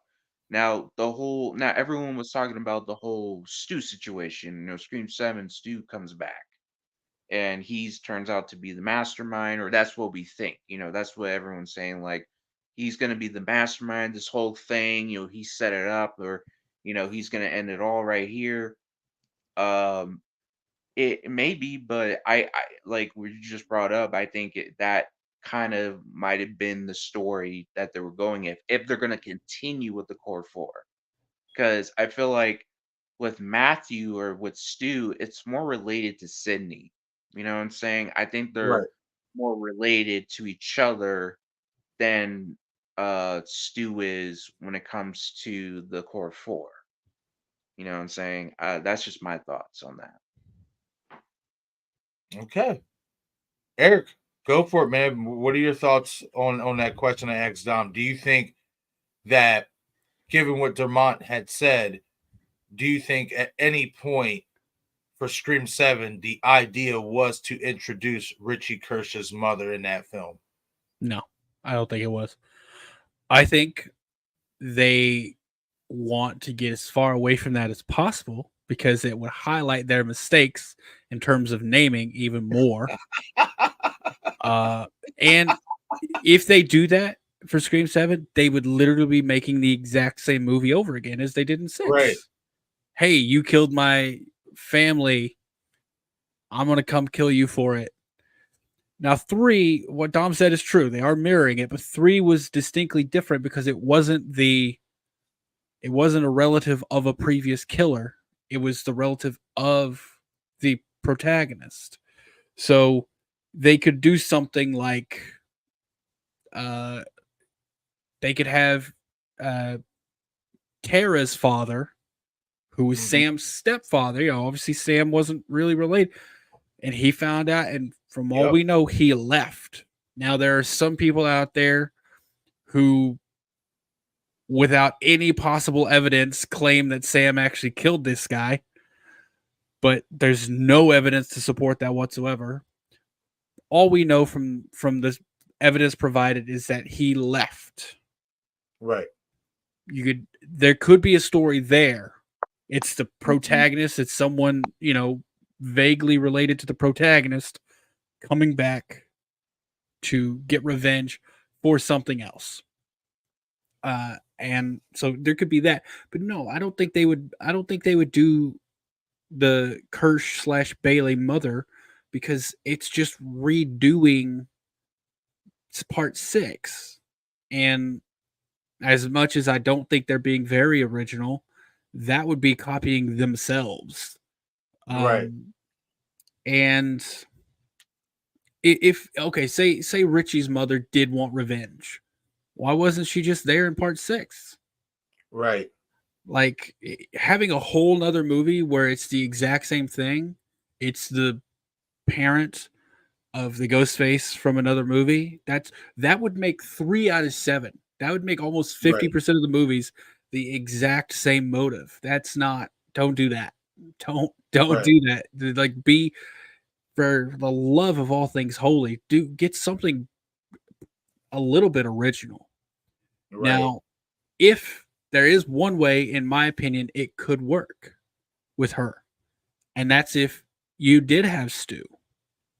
Because I think there's a through line personally of Stu from 1 all the way to 6. And by 6, if you wanted to bring her in 7, it automatically has a connection. Right. I think you can connect Stu to every ghost face we've had since part 1. Right. And I think Stu could have been helping Richie, for example, from that Dreaded thread. Mm-hmm. Well, when Richie is killed, his parents, or his father at least, a little upset. What if Stu came out, hey, I was a friend of your son's. I helped him with some stuff. He helped me with some stuff. You want some help doing this? So he helped the Baileys. Now what's going to happen when old Mama Bailey or Mama Kirsch figures this whole thing out? Hey, I knew your husband and all 3 of your kids. I can help you. Bro, Stu was helping that kid before the stab subreddit. I mean, those drawings. That's the thing, man. That for some reason people cannot grasp this concept. I brought this up on Reddit and they're like, "Oh, they could have just seen it in the Stab movie." I'm like, "You don't understand. Like you don't understand. It would not have been in the Stab movie because I don't like to toot my own horn that much, but as far as I know, I'm the first person to ever point that drawing out. Man. I pointed that out to Craven. I broke these drawings down. I'm like, listen, how would he have known? Because at the time I broke it down, we didn't know who drew it. Right. So I was under the impression, I was like, what if Stu drew these? Because the only people who would have known what Principal Hembry looked like laying on his office floor is whoever killed him. Because the cops found him hanging by the goalpost. So someone who was in that room and saw that either drew it or explained in very great detail what it looked like. And here's the thing. I still think it could have been Stu to draw it. I agree. Because there was so many details, down to how many buttons were exposed on his shirt. Right. That were just picture perfect to the frame we see in Scream 1. And man, and here's the thing. If this was a Wes Craven directed film, and I don't want to throw too much shade at Radio Silence, but if this was a Wes Craven film, wouldn't have this. Well, no, here's the thing. It wouldn't have been in the movie unless it meant something. Right. And I feel like that's my biggest issue with the 5 and 6 is they're a lot of flash. They're really fun to watch, but they're very little substance. There's not too much depth behind it. We're breaking these things down like the Wes Craven movies because every detail in the Wes Craven movie meant something. Right. It's not the same with 5 and 6. It's just not. They have things there just because they look cool or because of how they come across visually. They're not. But we're still breaking them down like it does mean something. Like that drawing, I don't think they thought about it. I think it's a plot hole. I think it's something they like, oh yeah, let's do this. It looks cool. Didn't even give a thought as to how that would work. Right. They didn't give a thought to a lot of things, in my opinion. Like I still, like, for instance, and some people may not see it as a big deal. I personally think it's just dumb. It's bad writing. But like, to have Sam keep Richie's number in her phone after what happened, like, see, you'd want to forget everything about that if you're trying to move on, and you would delete everything. I feel like they did that as a way to set it up that Richie's phone is the one that's calling her. And when I saw that, I'm just like, it just, I don't know. It just didn't really sit well with me. Like, it didn't make much sense. This is a guy who tried to kill you. You know what I mean? Why would you feel the need you may have not thought about it to a degree, but this is especially like right after the events. Like, why would you keep that number in your phone? Like, so here's the thing, man. I've I don't have a problem with that because here's what I imagine happened. And I, I use my phone fucking all the time. Like I Right. am habitually on my phone. Here's what I would do, and here's what I kind of assume most people do. I would go to text messages, delete all the messages. I would go to my camera, I would delete all the photos. I would go to social media, unfollow. But the phone book is a very like it. I have numbers in my phone of people I haven't talked to in years. I just don't delete them because I never look at my phone book. Right. Like the only time I look at my phone book is if I'm adding a new number in, right? And I would think she would delete it if it came up. But since Richie's dead, no one's calling, so that number hasn't come up. Right. Yeah, I get that though, but it's just I don't know, especially with everything with the whole Woodsboro truther, like everything about this guy, your involvement with him being revealed as Ghostface has basically put your life into even more turmoil than what it already has been. Like, I don't know, man. I personally think it's not even more on the character. I feel like they ripped that in there to have his number stay in her phone just as a way to call her to establish that the phone calls are coming from Richie's phone. Yeah, I mean, because here's the thing: if they didn't, and I understand them doing that because what would you have? What would have been the reaction if it had just been a random number? Right. Audience reaction would have been nothing. You'd have been like, "Oh, who's this?" But having it be Richie's phone, you're like, "Oh shit!" Now, there's a downside to that too, because I know you break this shit down. I know I break this shit down. I think Right. about this analytically. As soon as I saw Richie's phone number, I'm like, it's someone who related to Richie. Right. And that's So, the negative side of it. Now, right. the next best option, a private number. Have someone call from a private number. But Sam, being the type that she is, wouldn't have answered it. That's the thing. The only way to really get her to answer it and to have that same effect on the audience is to have it be from Richie's phone. Right. I mean, I mean, now that you put it like that, I get it, but I just still feel like it makes the character look kind of stupid. I don't know. I don't like it. It's one of those things that just really just I get it, yeah, man. Yeah, if it's you don't just like, like, there's nothing you can do about it. yeah, right, exactly. And I so, thinking about it from a writer standpoint, I get why they did it. However, also, if it were me writing it, I probably would have done the anonymous or the private caller, right, and she would have immediately clicked, swiped red, let it go to voicemail or whatever. Then have him call right back to a point where it's annoying, so she has to pick up. right, exactly. Because for me, like I said, biggest thing, and I'm gonna be honest too, man. I already knew who the killers were before that point. You know why? Me too. Because they gave it away. No, yeah, because fucking Quinn. talking to fuck Oh, after my my brother was killed. My brother My was dad. killed. I'm like, oh, Yep, who it's do fu- we I know was that talk- died recently? Oh Yep, yeah, and I'm like, yep. okay, there I it was is. talking about that with Steven last night. I'm like, I said I was in the theater with my buddy, and as soon as she said that, I'm like literally just kind of like gave my buddy a punch. I'm like, she's a fucking killer. And Bro, he was like, and by default, oh, who's her father? yeah.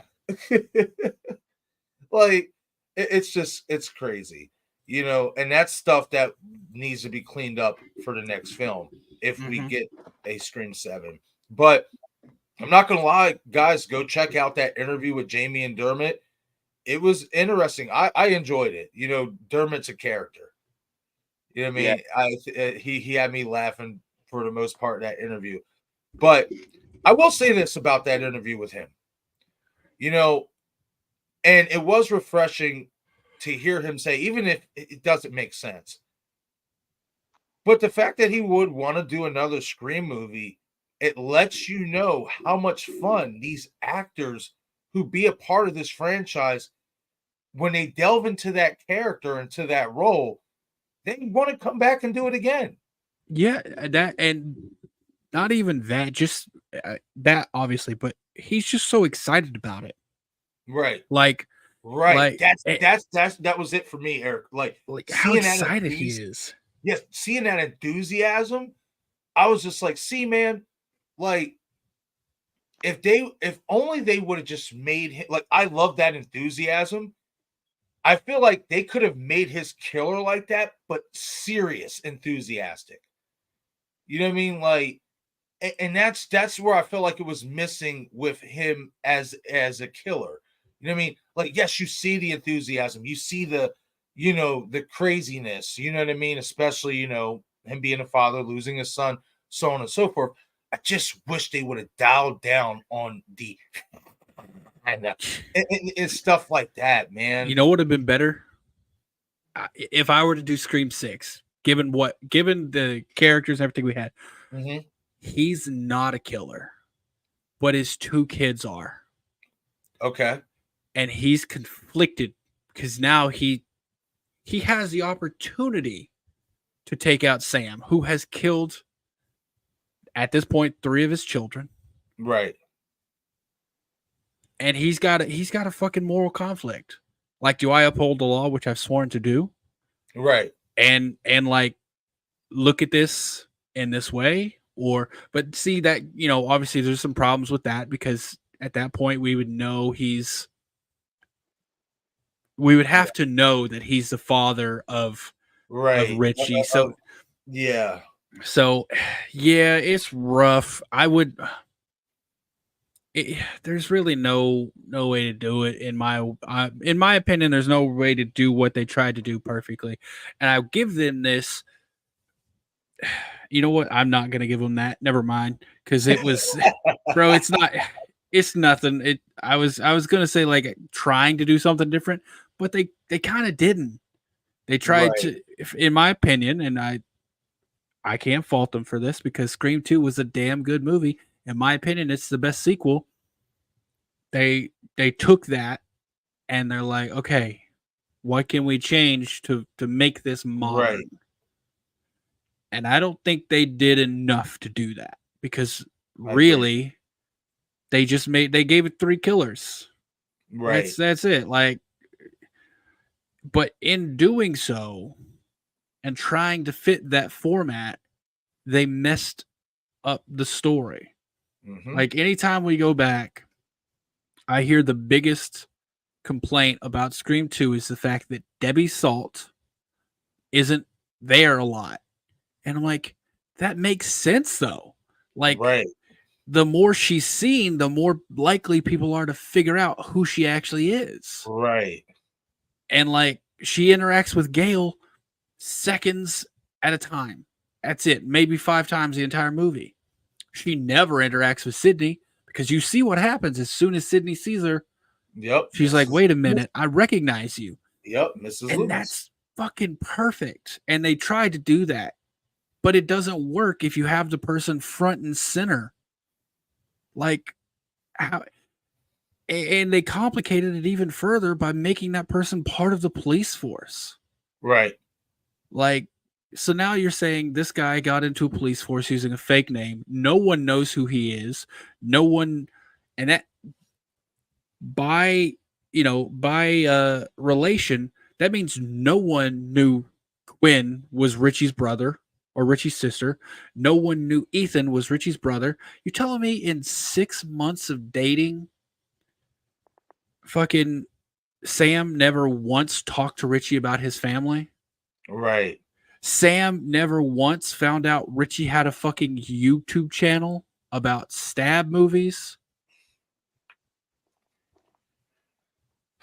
You're telling me all of that took place, and Sam in 6 months never knew, never saw a photo of his parents, never saw a photo of his siblings? Like, there's a lot of things between Richie and Sam's relationship, in my opinion, that they don't do a good job of clarifying certain things with. And here's the thing, in part, if you just look at 5, that's not a big deal. Like, those things don't really exist. Right, but then when you get to 6, when you get to 6, that's a problem. I think Radio Silence struggle, not Radio Silence, James and Guy, because they're technically not Radio Silence. right. That I think they struggle with is they're not big picture detail oriented. Like, I don't think they looked at part 5 and said, okay, well, if we do this, that doesn't make sense with what we've already laid out. Right. And I don't think they're writing part 6 and they consider, all right, well, what could we do in part 7? I don't think they consider that. And it shows because 6 creates so many holes in 5. And once again, I've said it so many damn times. I'm going to say it again. This is why we don't end on a cliffhanger. Because if you end on a cliffhanger, you end up with having to watch another movie to get the full story. And if that other movie is crap, then it messes up 2 movies. And you could get some shit like, could you imagine if the cliffhanger, like if they ended on a cliffhanger on 6, and then now we got we don't get Sam back, we don't get Tara back, we don't get Chad or Mindy. Could you imagine, bro? It's crazy. It's just, man, it's sad is what it is, because I really, really love Scream. It's my favorite slashers now. Like, it's my favorite franchise. It used to be Friday, but I've come to love Scream so much. Right. And I hate that I can't go in to watch 6 and think about it analytically. Like, I can enjoy 6. I can turn my brain off and look at that ladder sequence and be like, that's so fucking cool. It's so tension filled. Right. Like, but then, the second I start thinking about it analytically, I'm like, why the hell did they all get up and stand around the door when they knew Ghostface was attacking someone in there? Right. Why did they wait for the door to open to actually do anything? Because there was a good, how many seconds that they could have been out the door? They could have been arming themselves. Like, I'm fairly certain if you watch that clip, Sam stands there. They already know at this point from Danny's, they know what's going on in the room. Exactly. They already know Ghostface is in there. Sam stands there with the group watching that door. Yep. Then when the door opens, she turns and runs to get a knife. Why did she run to get the knife after the door opened? Right. And Chad and Tara, they ran for the front door. Why did they wait? Like, there is no reasonable explanation whatsoever for that to happen. For literally what was it? It was Annika, Chad, Mindy, Sam, Tara. Right. So it was the core 4 plus Annika. Yes. All 5 of them to group together and watch that door. Not react at all. Like, for that amount of time, man, like, there's no explanation for it. That's like fan film level writing. And I'm not shitting on fan films, but man, I mean, to be fair here, you brought it up now, and you are the one who said that you feel like Scream 5's ending was basically stolen from a fan film. Did I show you that fan film, bro? Did I send it? Didn't. Oh, dude, I'll send it. Bro, the ending to this, when I saw the ending to this movie, I'm like, are you kidding me? Watch Scream 5? Dude, and it's almost better than Scream 5. Oh my God. Yeah, you got to send me this, because I think after the stream tonight, I'm going to watch it. I'm going to stay up and watch it. It is I'm trying to remember which one it is, because I've watched a bunch of them. I'm actually putting it together now. Putting together a list now of which ones. Hey, what's going on, Caden? of which ones I've watched. But dude, this is like when I saw it, I'm like, are you kidding me, man? This is Scream 5. And he delivers it in a way where you're like, I can see it. Like he's so passionate about it. Right. And man, I Wait, which one? Scream 5 or Scream 6?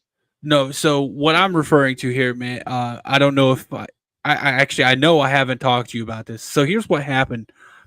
I do this thing with another creator every Tuesday on my channel where we get together and we do a live watch along of a fan film, a horror fan film, and we talk about it, you know, break it down and everything. And we watched one not too long ago where the dude the ending was very very similar to the ending of Scream 5. The problem was this came out like years before Scream 5 came out. So I was like, did they like rob the ending of Scream 5 from this fan film? And it's man, it was it was something I was like, I was just kind of blown away by it because they did a okay, here, I think this is it. I think this is it.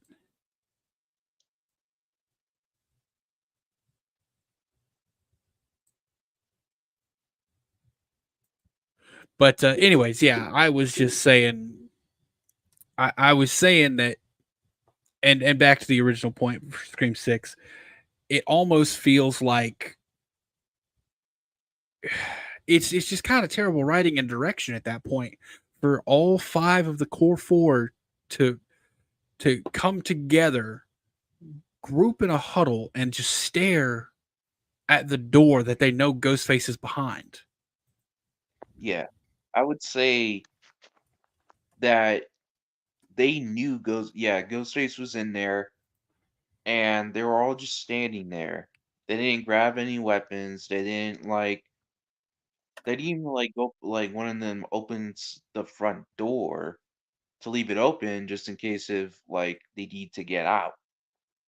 And they didn't have any weapons, they didn't have anything, and they were just standing there and then what's it called? Ghostface throws Quinn.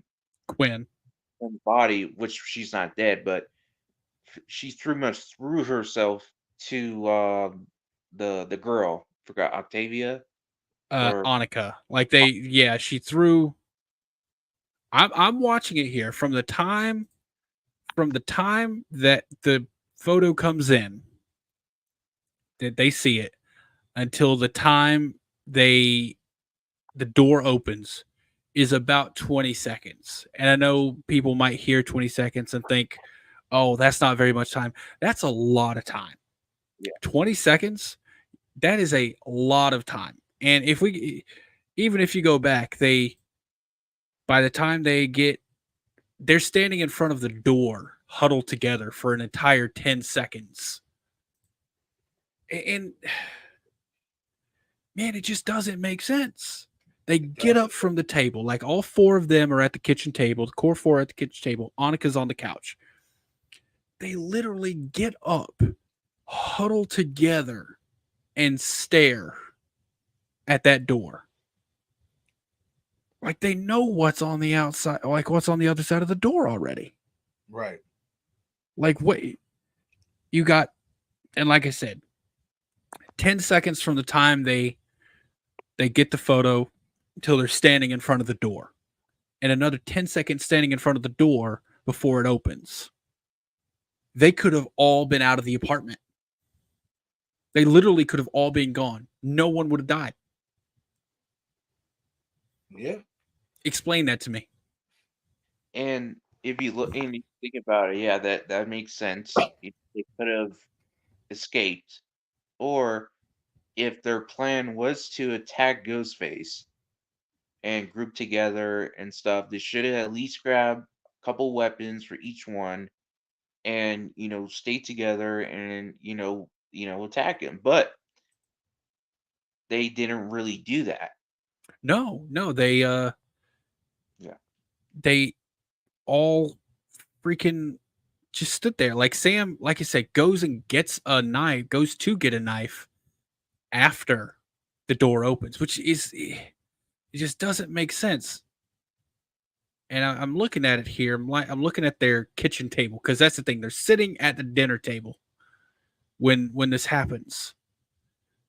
Like they could have got a chair. They all had forks. They could have got fucking something. Like when the attack happens, like I said, Ghostface comes out. Sam immediately runs to the kitchen to grab a knife. The knife block is empty. Hell, grab the knife block. Hit him with Yeah. it. Like, dude, grab something. Grab a chair. And that's what she does. Thing is just too, when you think about it, you got 5 people against 1. Yeah, not anymore because Chad immediately runs. Yeah. Chad and Tara immediately run out. Right. And here's the thing too. They close the door, like they leave the door open. Ghostface closes it, and I guess it locks automatically.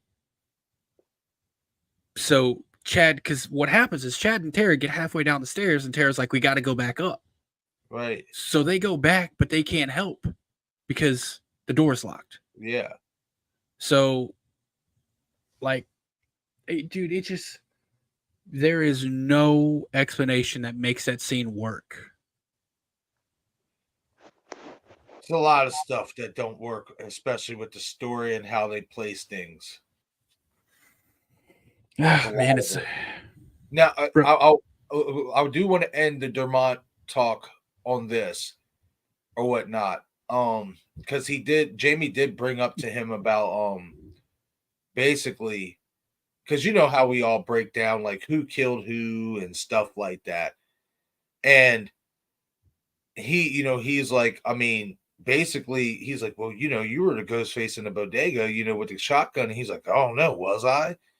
And Jamie's like, well, what do you mean? And stuff like that. And he's just like, dude, he's like, they don't tell you, what kills you have. They just, yeah. It couldn't have been him in the bodega. Yeah, I mean, like, they're like, that's what I'm saying. He's like, they don't tell you what kills that, you as the killer are committing. Like, they don't tell you which one that you do and stuff like that. And then basically Jamie was like running through all the kills with him. He's like, dude, you killed like 6, 7, 8 people in this movie.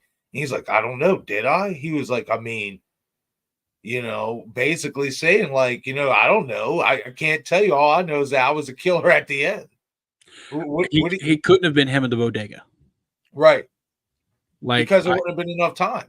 Yeah, that's the thing. Like, and it's funny. It's funny that you say that because he actually brought that up. He actually even kind of poked fun at that too. Like, yeah, I was at the apartment, and then in a couple short, he said, then somehow in a couple short minutes, they're at their apartment, attacking them, chasing them into the bodega. He like even poked fun at that. Like if you watch that interview and you hear the way he said it, you're like, yeah, he's poking fun at that. He knows that's even bullshit. It doesn't work, man. And here's the thing. They didn't have to show the time. Like, nope. If you look at the phone any other time, it does not show what the current time is. Like any other scene where her phone is out, it does not show what the current time is. That was done intentionally. You would think so. You would really think so. That way. Exactly. So it's like it could not have been him in the bodega. Right. No, I'm wrong. I'm wrong. He didn't mention it about the bodega. He poked fun about the therapist scene. He made it seem like it couldn't have been Bailey who was the one who killed Stone. Because he said, he was like, We find out, Sam's talking to this therapist and stuff about her issues, and stuff like that. And somehow, miraculously, in a few short minutes, I leave the police station and head over there and kill him and stab him through the nose. Well, the thing When I about was that just, is, he said, but he said when I was just at the police station. See, here's the thing, and that's something that radio silence is terrible at, is time. Right. They're absolutely terrible at time, because also think about the fact that fucking they go into the police station at night. Like, they go into the police station at like 10 something at night. Right. And then they're walking out and it's like midday. There's reporters waiting on them. Right. Are you telling me they were there for 8-9 hours? Right. Like, it doesn't, dude, they have no concept of time. Another thing too, now that we're talking about this and it just popped up in my head. Now, I don't know how college study halls work and stuff like that, but I'm pretty sure college study halls don't last overnight. No. I could be wrong. No. But I'm pretty sure they don't last overnight. And that's what, when you really go back and think about it too, that's where they also kind of gave away that Ethan was the one in the apartment, because he says, "Oh, I was at econ all night. I was in a study hall with however many other students." You can go ahead and check. But study hall doesn't last all fucking night, bro. Well, here's another thing too. At least for what I know. Oh, here's the thing. Even if it does, say that it does, right? I don't think they ever checked if he was actually there, because when you're in his alibi, basically, exactly, because when they're in the shrine, he even asks, like, why am I here, whatever, right? And they say something. He says, he doesn't say my alibi checked out. He says my alibi checks out. Like if you ask, it'll check out. Like he doesn't say it in past tense, like they did check it out, because it doesn't. Obviously, he was the one. He had to be the one inside the apartment. Right. Because and that's another thing they gave it away too, was how Ghostface knew their way around the apartment. Yeah. Like going, because there's I don't know many apartments that have that throughway like that, where you have a room, a bathroom, a living room, but then you can go around as well. Like that's not too common. So like Ghostface knew what was going on in that apartment. But here's something else. How did Bailey get a body into the apartment? Right. He's got to switch out with a fresh body. Yeah. How does that happen? Right. You seeing him walk into that apartment with a fucking a body? I never thought about it until you brought it up. Because at this point, Chad and Tara are outside the door. Right. And they go down, bro. Like how the fuck does he get a full grown? Because Quinn's not. I mean, she's not like a tiny little. She's not small like Tara. Quinn's like a tall, athletic build woman. Right. He's got to get someone that size up there. Dead weight. Like how's he carrying that up there? Like, and how is no one going to see him carrying that up there? Exactly. Because they live on, what does it look like, the 5th floor? Oh shit, they live on the top, enough for Hannah to fall down, smack her head off the damn dumpster, and then And I don't know about you, but I saw him using stairs. I didn't see him using no elevator. Right, exactly. Yeah, that's a great point too. Yeah, because they use stairs. Yep. Because you even see Chad. Sam, you need to get up here now. And they ran up the stairs. Wow. How did he get a full-grown woman's body into the apartment to switch out for Quinn? Right. And that's the thing, is another thing too is, I mean, because it couldn't have been Bailey with the bodega. And the only way I could see it be Ethan or Quinn is if they went out that back alley door that we see Bailey come out and stuff like that. But then it just would, like you said, the time. It just because they're up there with Chad and Mindy. Yeah, they would have to basically leave. And there's only one door. Yeah, there's only that front door. Well, even that. Here's the thing. You got to figure we can see the spot where Ghostface is. Right. For several minutes as they walk down. Ghostface already had to be set. Yes, they were already set up there. So, like, it could not have been Chad or Mindy. Another thing, and it's funny that, because we're deconstructing this and stuff like that. And I'm not going to lie, you know what I mean? Because I know I said we're going to do spoilers on Exorcist, Thanksgiving, and stuff like that. But it's fine. Exorcist, the spoiler, it sucked. There you go. Yeah. It's spoiled. So I'm probably going to end up saving those spoilers for another stream, for another late night stream or whatever, so we can start fresh on it, because we're already so deep down the Scream rabbit hole and stuff.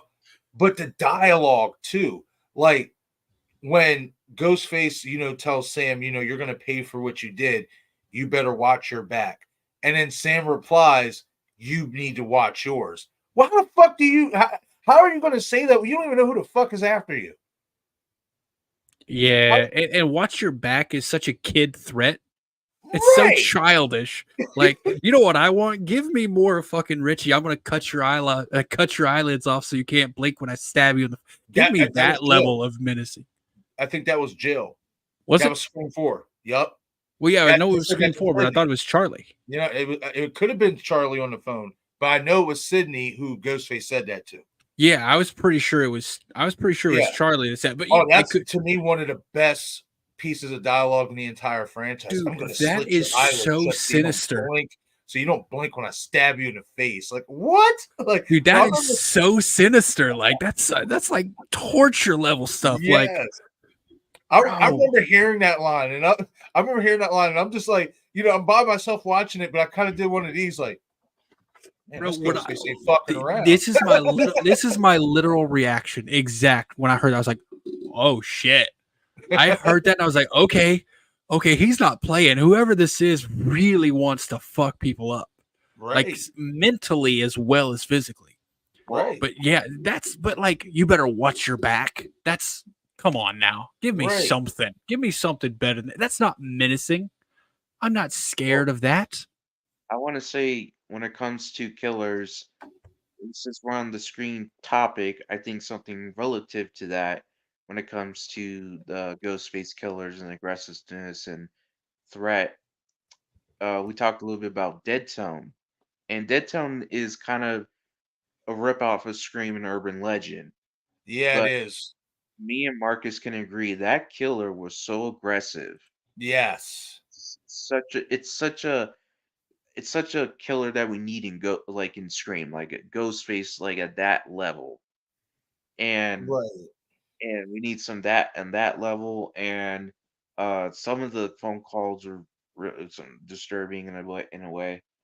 So we gotta get some of that into the Ghostface and the Scream franchise even more, because I think that would make it more scarier. Yeah, man. I mean, the thing about Dead Tone, now that you bring it up, when I look at the killer, he, especially in terms of look and the appearance and stuff, he reminds me of Billy Loomis and stuff. But of course, in a much lesser, poorly executed slasher movie. But I liked his aggression, and I liked the guy who was revealed. I definitely agree with you that killer, he that was the type of killer you would want to see in a Scream movie, because he wasn't fucking around. There was no games being played, and when we got to the reveal, he was serious. It wasn't, he had his kind of psycho fun, psycho eccentric funny moments, but it was still serious. It wasn't like straight, oh yeah, of course it's me. You know what I mean? Like stuff. See, like for that. me, when the way he said, I actually really dug the way he, like, for me, it wasn't comical. For me, when he said that line, it was nonchalant, kind of like, Right. yeah, of course it was me. Yeah. But what it gets me later is when he's laughing, like, go get her, go get her. It's like, and like, for me, the best killer of the three of them was Quinn. Yep. Quinn was like, Yep. Quinn was there for one thing and for one thing only. She wasn't there to joke around, to be funny. She was there because she's going to kill you. Right. That's it. That's all she was there to do. She got smacked in the face with the brick. She got up and she's like, well, I'm still gonna kill you.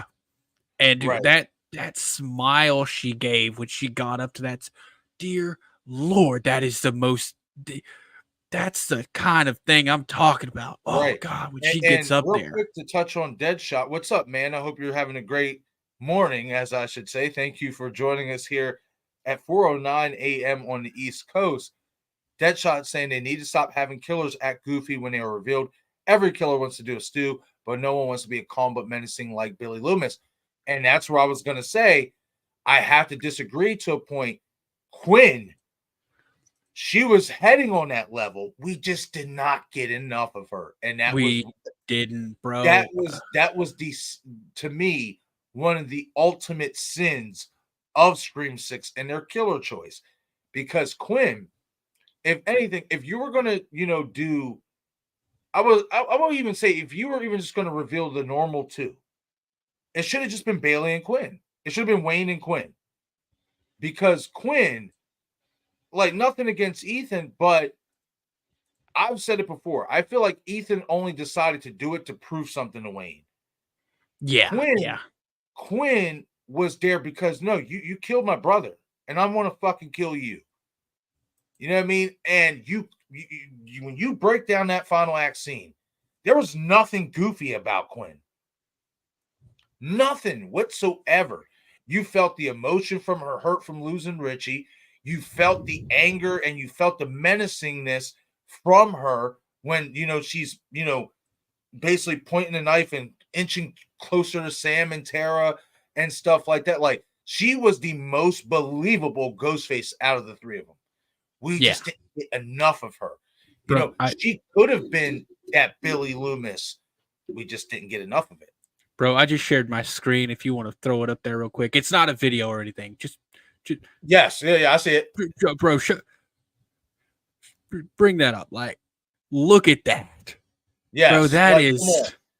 She is like, I am about to destroy you. And when she spits out the teeth, like come on, that's just hardcore shit right there, man.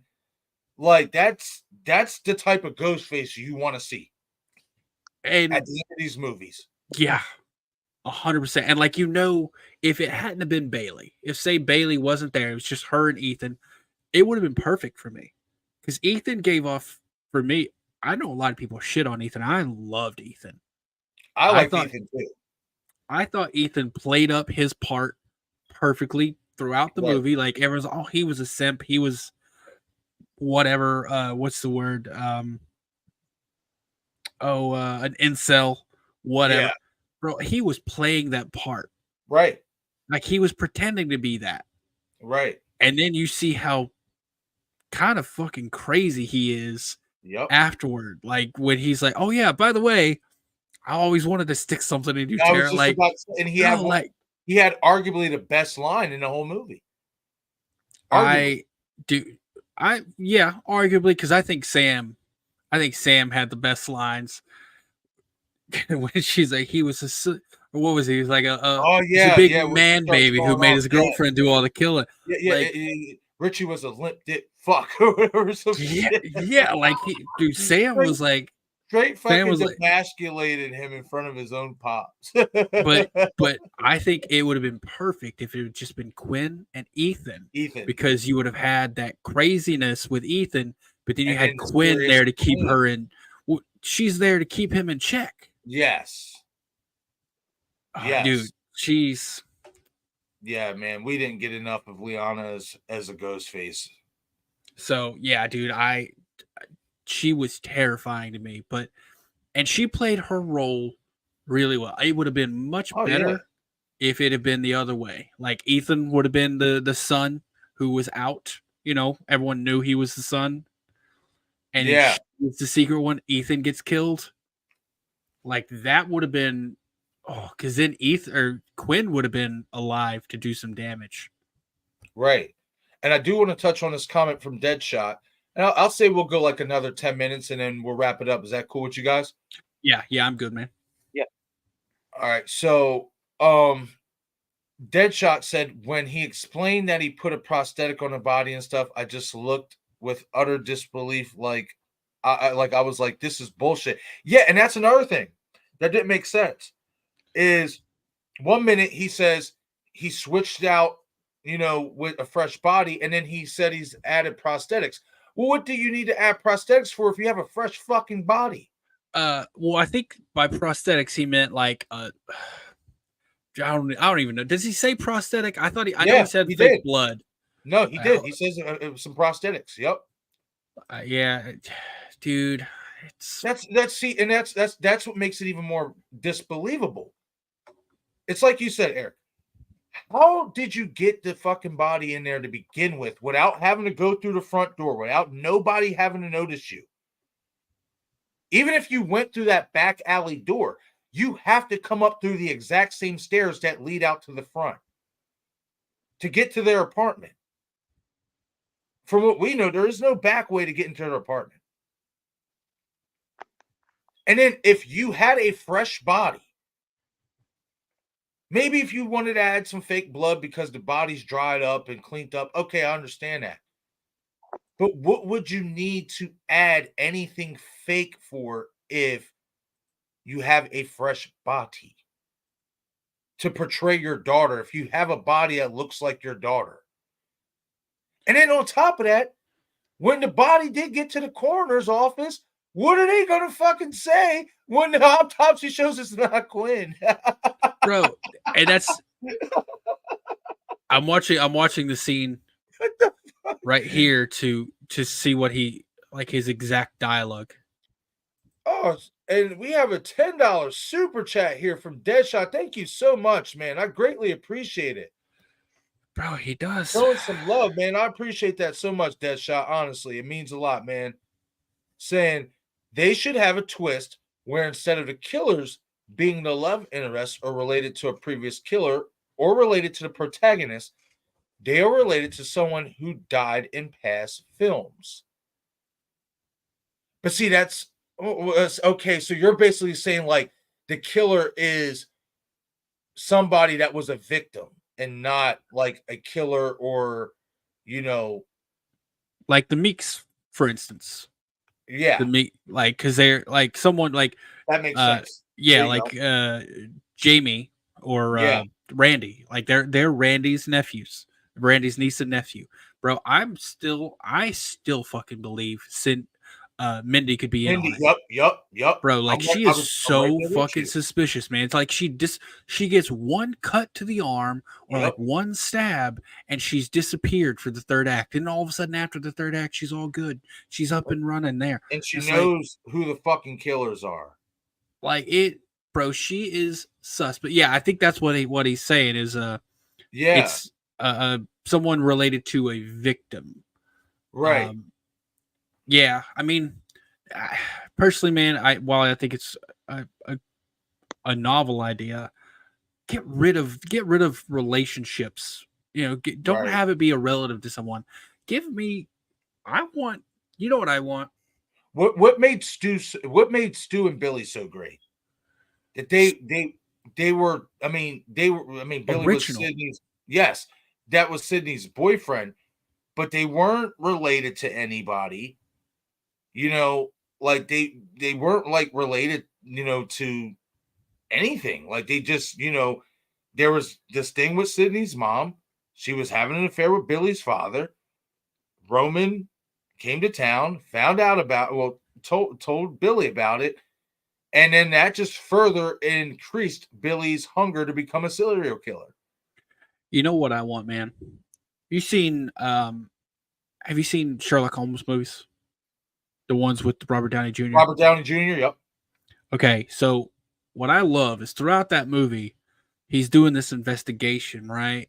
He's Mhm. looking into things. You always see him pick things up, touch things, like he'll smell certain things or whatever. It's not explained. But then at the end, you get the explanation and Right. you see it flash back to all these little things he figured out. Mhm. What I want is I want a Scream movie where we're looking at everyone presented to us, right? Mhm. And then it gets to the finale and the killer takes a mask off and you're like, you kind of look familiar. And then we have that style of scene where it goes back and this person is in the fucking background of like all the time just watching them or controlling things. Right. Like that's what I want. I want something where it's like they're there, but you got to fucking look for them. Right. Because immediately we know now we're 6 movies in.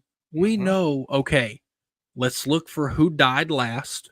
Right. Are there any relatives in here? Okay, who are you related to? Oh, because remember when everyone found out that fucking Flannel shirts. we're looking for flannel shirts, dude.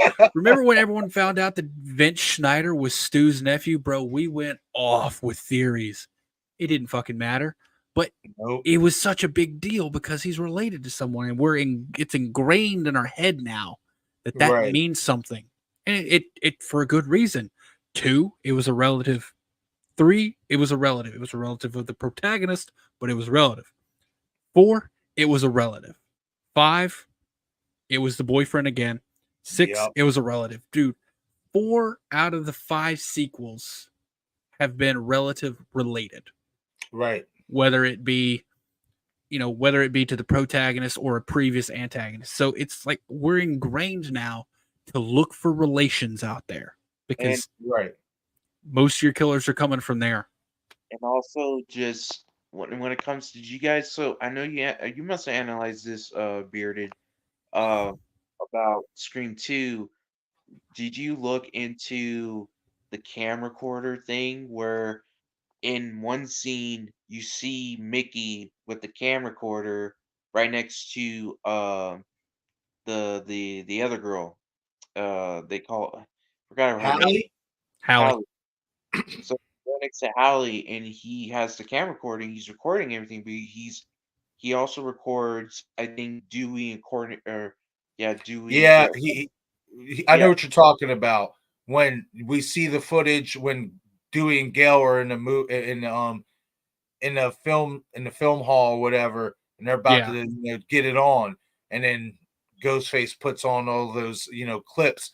Maureen Evans, Phil Stevens at the movie theater, Dewey and Gail talking outside the college and stuff. Like, yeah, Yeah, yeah. That was almost a dead giveaway that it was Mickey.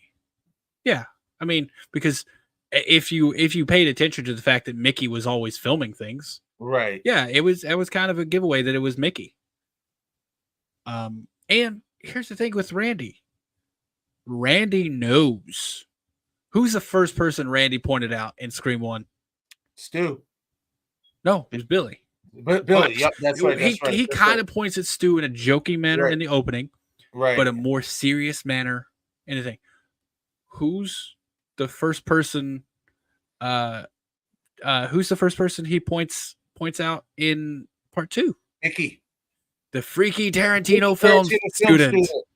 But if he's a suspect, so am So I. am I. So let's move on. Whoa, whoa, whoa, whoa, let's not move on.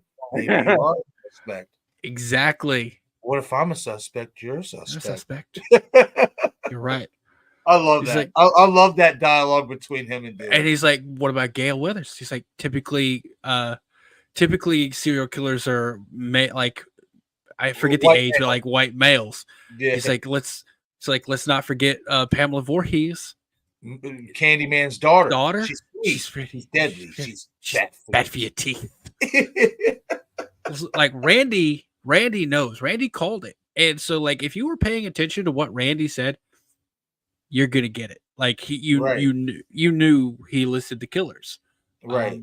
But yeah, like from an audience perspective now, man, we know, and that's why I don't want it to be a family member of anyone, because we're looking for that. And like, it worked for me. It works if you don't know who they are, right? Yes. And at this point, if we don't know who they are, it's because they don't matter, in my opinion. Like, if you try to say, like, oh, it's Deputy Hoss's sister, I didn't give a shit about Deputy Hoss, Right. man. Like, why What? does that matter? You're not gonna Like, make me yeah. care. Right.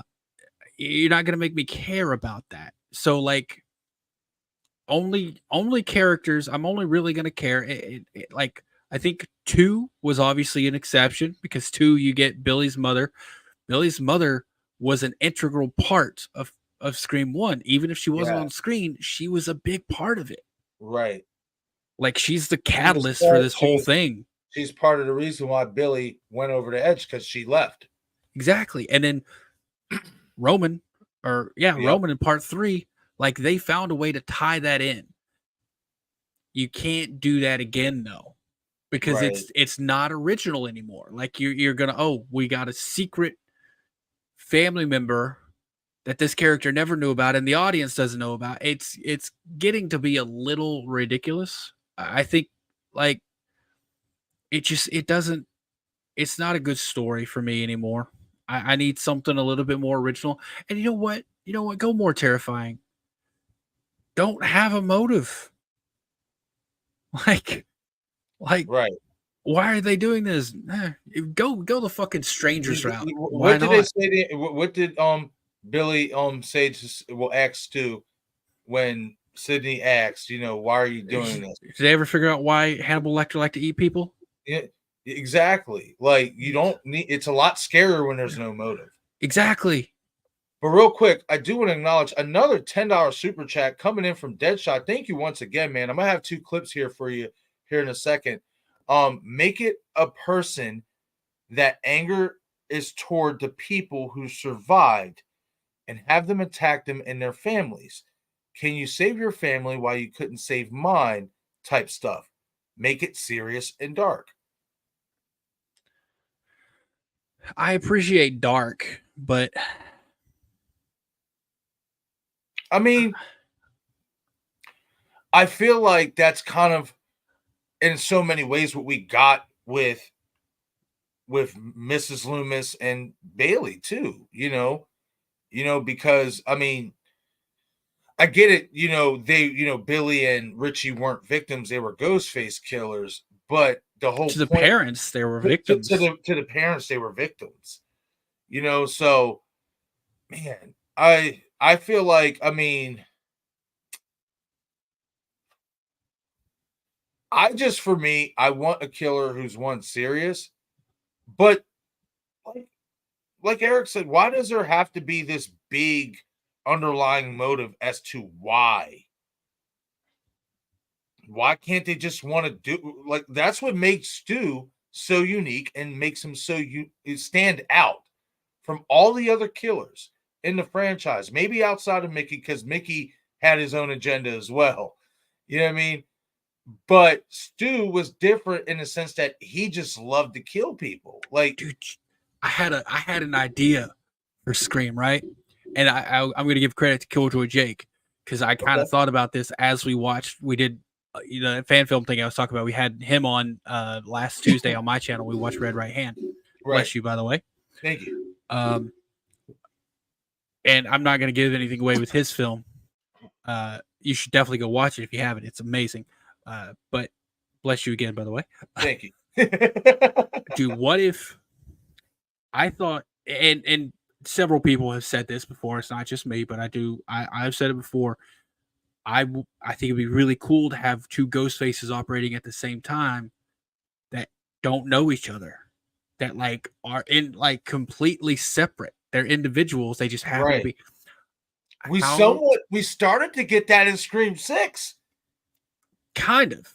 Except for Bailey knew. Yeah, that's what I'm saying. We were kind of heading in that direction, but then it was found out that Bailey knew about Jason and Greg and stuff like that. But they were heading in that direction up until they squandered it. But that was a fascinating thing to watch in that opening scene. Like, oh shit, are we gonna basically follow the killer through the movie? Like, what are we doing here? Here's what I would like.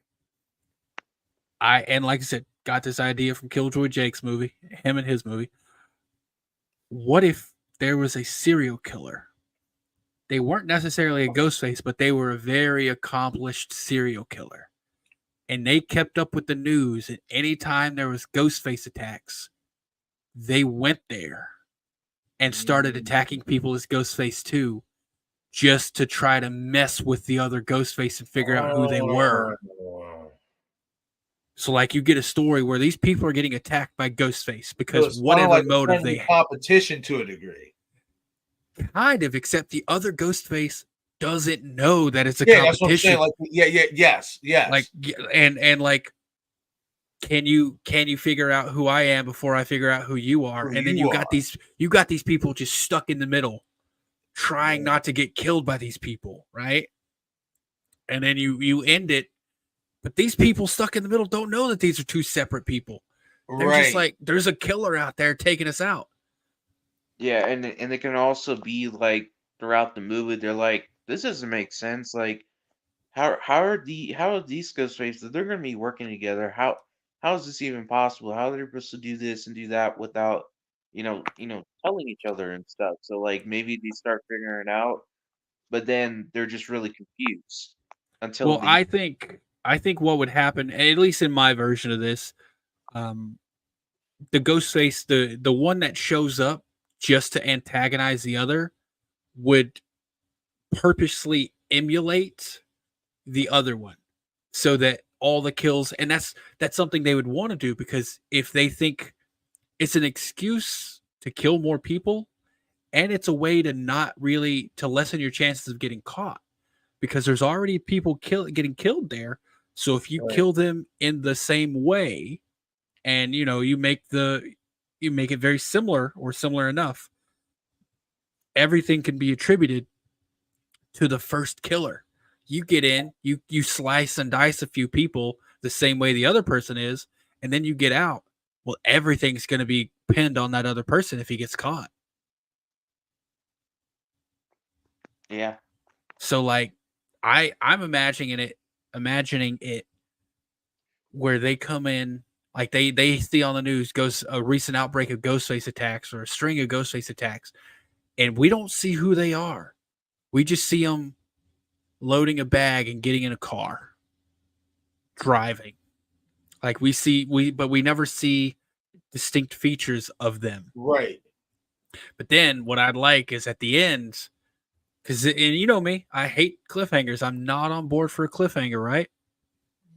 Have it to where, we've had the reveal, Ghostface attacks are happening. The reveal is there, and then they start talking. The killers like to talk. They like to chat and brag and shit, and like have it pop up, like have that that talking point brought up, like, you killed this person. He's like, I didn't kill that person. I don't know who that was. Right. And then they take them down. That fucking ghost face is gone. They get killed by the protagonist, like always happens at the end. Then we see that same figure from the beginning putting the bag in the car, driving off. That's the end of the movie. And you're like, who the fuck is this person? Right. Yeah, because now that's a smart cliffhanger right there too. Yeah, because you can make it anyone. Exactly. And I'm just saying, man, like, I think that would be a cool way, because they don't have a motive. They're not there because, someone died or they didn't get enough love from mommy as a kid. They just want to kill people. Yeah, and it could be a thing, a recurring theme, like maybe as like a trilogy. In the first two films, you see this person pop up, and you're like, who is this person? And then by the last movie, you find out who they are, and then maybe that could unfold. It could be, it definitely could work that way. I would never announce a trilogy. I think that's I think announcing a trilogy is kind of setting your second film up for failure. Yeah. Like Halloween Kills, for instance, is the best example. Like they announced a trilogy, so when I went into Halloween Kills, I knew Michael wouldn't die. I knew Right. Laurie wouldn't die. I knew Allison wouldn't die. Like nothing of substance happened in Halloween Kills. Michael just killed people, which is fine, but the story didn't progress at all. And Right. I knew that was going to happen because I know there's another movie coming. So I would never announce a trilogy. And to be fair, for Radio Silence, they never did. They never announced a trilogy.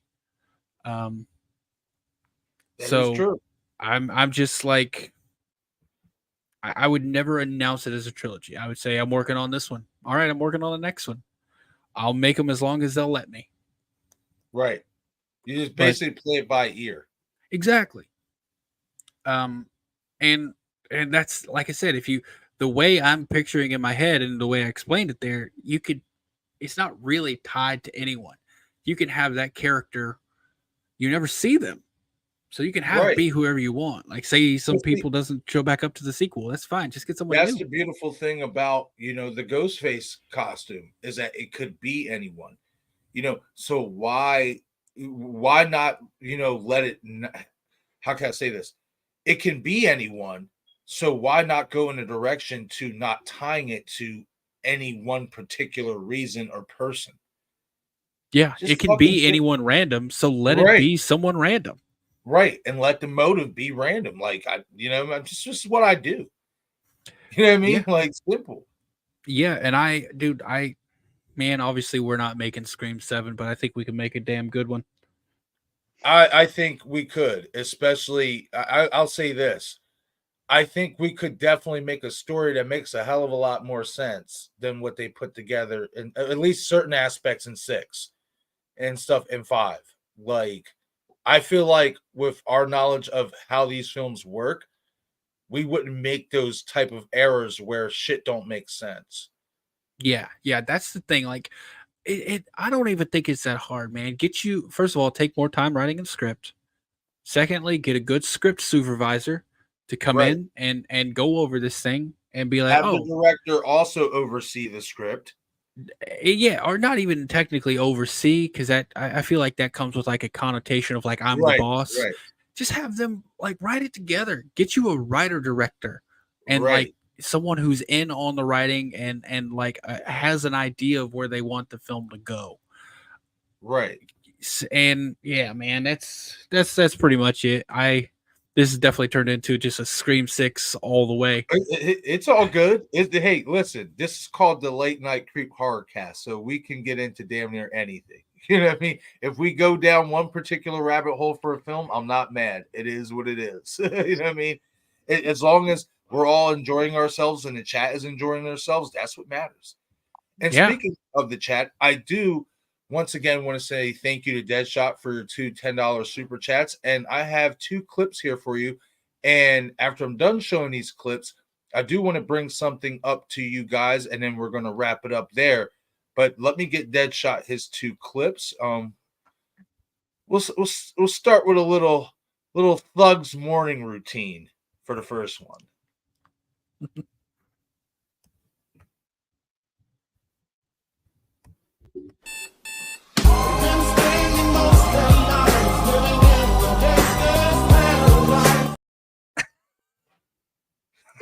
I love it.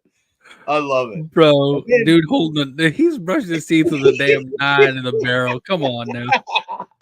Bro, when I saw that video, I gotta grab this one. This is going in the vault right here. And then Deadshot, if you want to get a early morning workout, here's how you use the treadmill, my friend.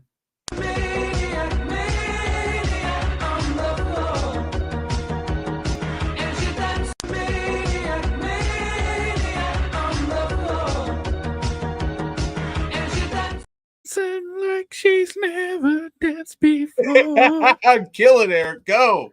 Let's go, man.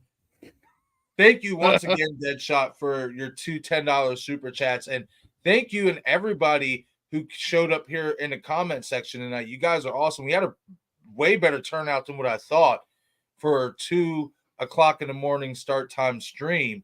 And I also want to say thank you both to Eric and Dom for accompanying me here tonight. You guys, like I said, you guys know I have no problem, hanging out, talking things by myself, but it is always better when you can get the brothers together and go down these rabbit holes and pick things apart together.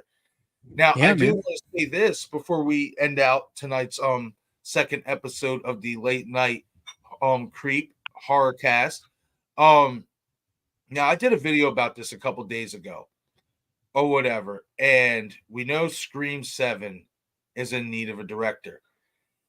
Now, before I make my final judgment on whether or not I'd like to see this particular writer/director direct SCREAM7, I do find it interesting that he actually was a character in Scream 6. And that is Jason Carvey. Jason Carvey is a real-life filmmaker, writer. And Guy Busick and James Vanderbilt created the Jason Carvey character as an homage to Jason Carvey, the actual writer/director. Now, I looked up his credits. I didn't really see a lot of horror. I know he's done only has a few things, but he did recently do, I want to say it was 2021 or 2022. He did Till Death, and it starred Megan Fox. Now, what I'm planning to do here is in the next Thursday, I would say not this Thursday, but either by next Thursday or the following Thursday, I'm going to do a live watch party of Till Death, just so I can get a feel of what Jason is about, because he did the screenplay for that movie. He didn't direct it, but he wrote it. So, what my question is especially, I might have to get you guys to come on this, live watch party with me so you guys can have an assessment as well. But how would you feel if the real life Jason Carvey, I'll ask it like this. How would you feel if you watched Till Death with me, if you ended up liking it, if you feel like this guy could be good for a Scream movie, how would you feel if the real life Jason Carvey directed Scream 7? I mean, you talk about being meta and self-referential. I mean, that would be pretty fucking crazy if you ask me. You got a guy who is depicted of a character in Scream 6, and now he's actually going to direct the next movie. Like, here's the thing. I'm not going to say yes or no. I'm not going to say yes. Preemptively, my answer would be no, because I haven't seen anything he's done. Right. And at this point, it would just purely be off the gimmick of his name, which is right. I can't get on board with that. I do have someone I think I would like to see direct it. Right. If they're going to pick someone up, but I don't know, man. Here's the thing. Does Radio Silence know this guy? And yeah, they're the ones who actually brought that aspect up. I was watching an interview, and they was talking about the Jason Carvey character, and I think it was Tyler who started laughing. He was like, "You guys didn't pick up on that, did you?" And they're like, "No." The interview was like, "What are you talking about?" And he's like, "Jason Carvey is an actual filmmaker. Guy and James homaged the character off of the real life filmmaker." Yeah, but like, is that because they're just a close friend? Is that because they're? I'm assuming so. That's what I think. And like, even if that's the case, like, are they a good writer-director? Right. Like, I'm not seeing a lot of credits there. And to be fair, Radio Silence doesn't have a lot of credits. And that's where, like, when I first heard about this and I did my little research, I'm like, okay, let's see what this guy's about. And I seen him, like, oh, he doesn't have a lot of credits, but he does have this most recent horror film that starred Megan Fox, and he did write it. So maybe get a couple of the guys together, check it out, and maybe we can come to our conclusion then. Yeah. Like, I don't know if he'll beat out like the other people that I've got in mind. Right. But yeah, man, I'm not The only reason it's not a yes is because I can't vouch for his work at all. Right. Um, I got my guy, and I don't think I don't think that it's going to happen because he is. I want to say he's not known. He's known, but how can I say it? I think a lot of people will look at him as more of a Marvel DC guy or whatever, because he's done a lot of like effects and stuff like that for Marvel, DC movies, and all that stuff. But, and I've talked about it before, I think he's done a few horror movies, but the one that stands out to me is Don't Hang Up, and it's Damian Mace. When I watched that movie, Don't Hang Up, to me, it's a mixture of Scream, Saw, and Unfriended, all wrapped into one. And it was actually really good. The only issue I had personally with that movie was the choice for the killer's mask. Outside of that, when I watched that movie, I said, man, this guy, in my opinion, he could do a Scream movie. And what really stood out to me about it was like the seriousness of it. Like, we had our goofiness in Scream and even in Wes Craven's Scream movies, but there was still always that level of tension and seriousness in it. And when I watched Don't Hang Up, I'm like, I think this guy would be able to infuse some of that old school Wes Craven feel into it and stuff. And I even actually got Destin and Steven to check that out. And even Steven was like, bro, that I could see why like you would say that this guy could be a good choice. You know, like, so for me personally, I would like to see Damian Mace make it. I wouldn't be opposed to Ty West. Neither. I don't know about Ty West. Ty West is good. He would definitely make a good one. But I think he's more suited to. Right. Obviously, we know what he's suited to. He did fucking X and Pearl, and he killed those. But like, for me, first of all, if we're going just all out dream, it's fucking Eli Roth, bro. He just made a Scream movie. Yeah, it's called Thanksgiving. Like, if you would have taken the John Carver or John whatever his name was mask out and put in a ghost face robe, that's a killer fucking Scream movie. Right. So if we're going just like pure wish list, it's Eli Roth.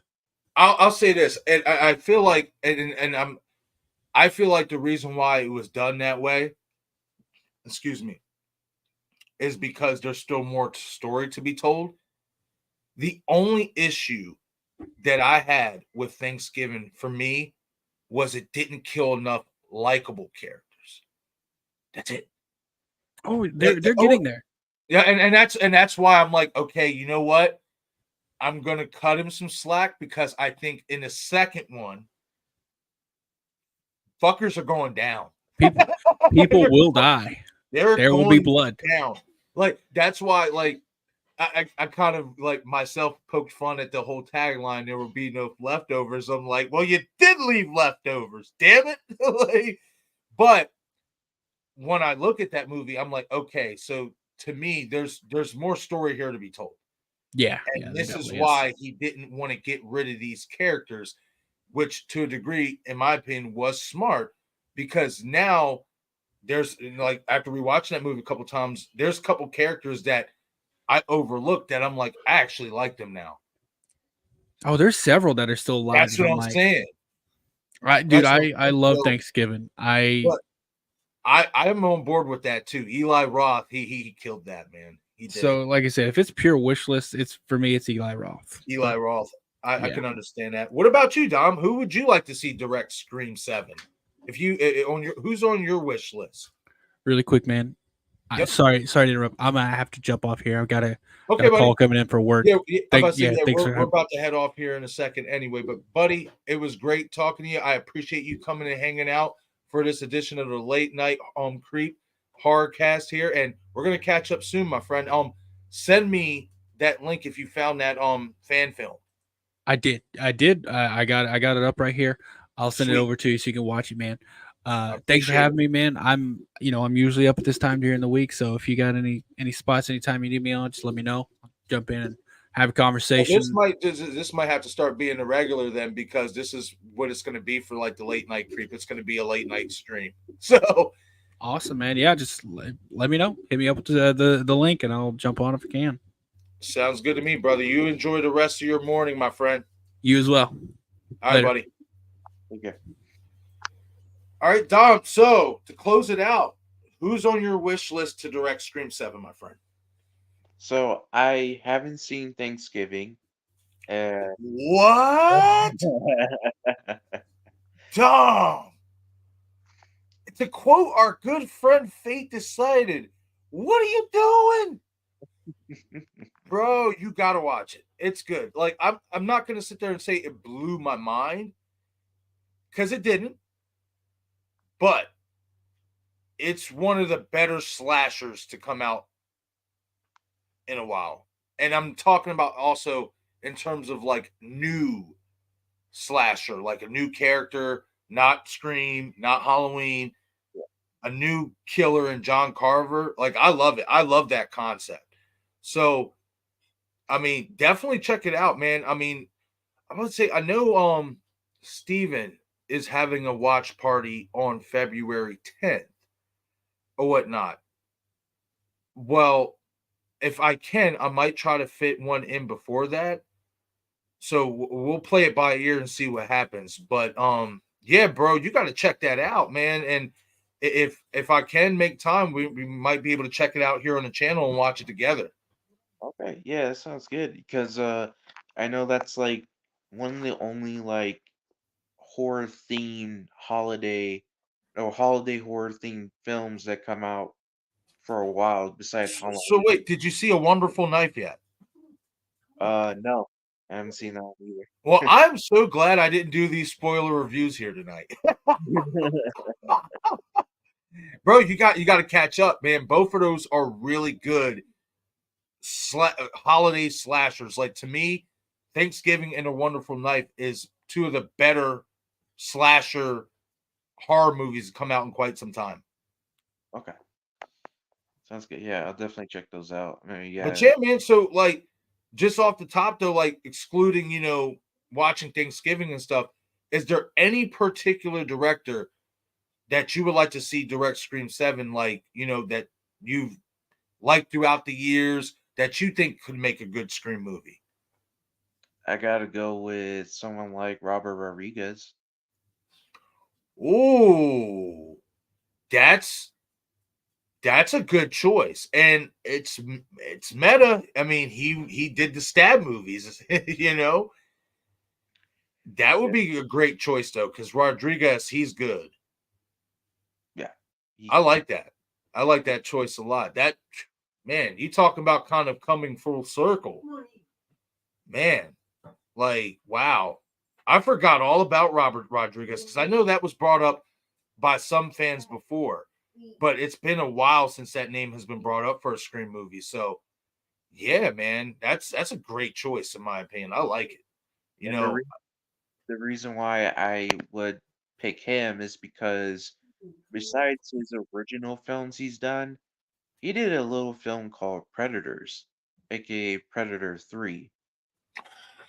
was And that the one with Adrian Brody? yeah, Yes. I don't care what anybody says. I know that film got a lot of flack. I liked it a lot. yeah. And I think it's a good Predator film from what I saw, and I had a good time with it. And it doesn't it doesn't feel like a Robert Rodriguez film. It feels like some like what you call it? Like what did you say? Like a Predator film, like someone who made like Predator 1, 2, AVP, like whoever made those, you feel like those people made that film. But Right. Robert made that film. And it didn't feel like a Robert Oh, I see what you're saying. I see what you're saying. Because there were multiple predators in that movie. If we're going to go with the cult of ghost faces, Rodriguez could direct that because of what he did with Predators. Yeah, he did multiple. Okay. I see where you're going with that, and I'd have to agree. I could see why you would like him to do that, especially if we're doing the cult of Ghostface. Yeah, I can see that. But yeah, that's my pick. I like it, man. I like it a lot. But Yeah. we are gonna head out here for the night, everybody. I do want to check up here on Deadshot. I do want to check this comment from Deadshot real quick. Um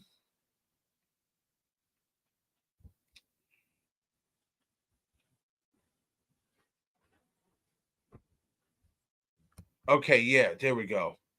This is the one I wanted to pull up. This thing keeps jumping on me. There we go. Deadshot saying also would like to see a cult of ghost faces, and they have all different masks. Ooh, that's interesting. One has a sad face mask, have the classic mask, have one with an angry mask face, gives personality. I'm not against it. I mean, I'm not usually one for tinkering, with the originality and stuff of the mask. I like what SCREAM7 did by, adding the, wear and tear and stuff on it. Um, I'm not against this idea though, because I think it would give the Ghostface character a little bit more personality. I will say this, that if we're going to do that, then I hope the character lines up with what's, with the mask. Like if we have an angry Ghostface mask, then I want that killer to resemble that angriness and that bitterness and that, intensity. If we have the original classic mask, maybe this killer is more even killed, like not over the top, but also not quiet. And then we have a sad face mask. Maybe whoever's underneath that mask, they're like whoever, they're getting vengeance for, they have a deep emotional depression about that person, which resembles why they wear that particular mask. So I like the idea.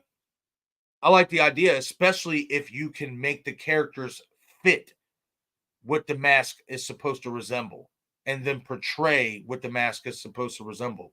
It's not a bad idea, though. I like it. What do you feel about that, Don? Before we head off. Yeah, I would say that'd be interesting. Um, Maybe, yeah, maybe the different emotions represents the killers, you Right, know, that, that we know that are in the film that we see on screen, but we don't know they're the killer until the end. I think that would be like sort of hints, of like the type of characters that we see in the film that we can kind right, of point to the certain ghost faces that we see throughout the film with those certain masks. I think that would be interesting and it adds a little more in-depth look at like the characters themselves to kind of see like I wonder if this is the killer because she has this type of emotion most of the time and all that stuff. I think that would be interesting for sure. I don't mind. I think that'll be a good thing, to try to do, give it a try. right. I mean, absolutely. I mean, we always talk about, especially with these iconic franchises such as Scream and Halloween, you got to start deferring from the formula, even if it means changing up the appearance a little bit, which is why I do like Scream 6, and a lot in that aspect. I love the whole worn out masks. I love it. I know, hmm, excuse me. I know some people say, oh, they copied Halloween, and stuff. Well, when hasn't Scream copied Halloween? You know what I mean? That franchise literally homages and appreciates the Halloween franchise to its fullest. That's been well documented. Wes, made that a point, in various interviews and stuff. So I love the whole changing, the masks up and stuff like that. And I like this idea by Deadshot, especially like I said, you put the characters with the mask expressions. If you have the characters be what the mask expression is, while also still keeping it sinister, serious, believable. I like that idea. I like it a lot, man. I really do. But all right, everybody. We still have 6 people here watching. I greatly appreciate everybody who has stopped in here tonight. If you guys happen to watch the replay, any of you out there happen to watch the replay, leave a comment in the comment section. Let me know what you guys think about our conversation here tonight. Again, I did not get to the spoiler review for The Exorcist Believer, Thanksgiving, and A Wonderful Knife, which I'm kind of glad I didn't because Dom has not seen them yet, which, I'm sure there's probably a good bit of other people who have not seen those films yet. So I will save that for another edition of the Late Night Creep. But this was a lot of fun going down this Scream rabbit hole, talking about Dermont's interview with Jamie Kennedy. This was a lot of fun, and we're definitely going to do this again soon. Dom, I don't know what you have planned up on your schedule here. You got anything coming up on your channel, my friend? As well, real quick, if you haven't done so already, subscribe to both of my guests who are on here tonight. Subscribe to the Bearded Entertainment as well as Dominant St. Clair Studios. Both are great guys, as you guys checked out here on the stream, and they're awesome content creators. So definitely go over to their channel, shoot their videos a like, as well as subscribe to their channel. You guys will not be disappointed. But yeah, so Dom, what do you got coming up, my friend? I'm be part of 2 film productions. One gonna be, I think, not really confirmed yet, but assistant director for a horror feature called Hidden Lives, and we're probably gonna be shooting that either later, either next month or the month after that. Okay. So that coming up. Also, another film I'm gonna be part of is actually one I wrote and directed and Nice. producing, and it's a found footage film, and it's a mix between Cloverfield and Cabin Fever. That's interesting. Yeah, and you kind of like think about it, Cabin it, Fever is a guilty pleasure for me. So I'm gonna have to see what you're cooking up there. I wasn't too much of a fan of Cloverfield, but I understand why a lot of people do like it. So yeah, man, that sounds exciting, man. I'm happy for you, man. Like, you keep putting in that work, man, and you're gonna get to where you want to be, man, for sure. Like, that's awesome. You're gonna have to keep me updated on that film that you're writing and directing, the crossbreed between Cloverfield and Cabin Fever, because you said Cabin Fever and you got my attention. You yeah, got just my attention for sure, man. yeah, just But think about go giant ahead, Dom. monster. Oh yeah, no, just think about like found footage, giant monster, people enclosed in a building, and they're stuck there. They can't go anywhere. And how cabin fever goes on. Right. That turns It's out. it's it's isolated. It's secluded to a degree. Yeah. So, but yeah, I'll just give it just let that out there, and I won't give too much away. Just want to put that out there. Well, buddy, like I said, I'm happy for you. I can't wait to see what you have cooking up. And, just, let us all know. We'll show some love and we'll promote it as best as we can. Do you have an Indiegogo or anything for that? No, this is all self-financed. Okay. So Okay. we just got a group of people together, and we're like, hey, let's go make a movie. Pretty much. Nice. That's what you want, man. You know what I mean? You gotta love it when you have those group of friends who share the same exact passion as you do and want to get together and put together movies that you want to see. Yeah. They're doing it Sam Raimi style, pretty much. You Hey, got there's nothing wrong with that. Sam Raimi has built a legacy, my friend, and I'm sure a lot of people are happy with that legacy. yeah. But okay, everyone, this was definitely a fun time. It is 5 o'clock in the morning here, 5:03 to be exact, here on the East Coast. I greatly appreciate. You see, I'm getting tired here. I'm starting to stammer over my words. But I greatly appreciate everybody who stopped by the stream tonight, showed some love. Deadshot, again, thank you so much for your $10 super chats. It is greatly appreciated. And I will catch you guys all on the next episode of the Late Night Horror. See, I'm messing up. That's how you know I'm tired.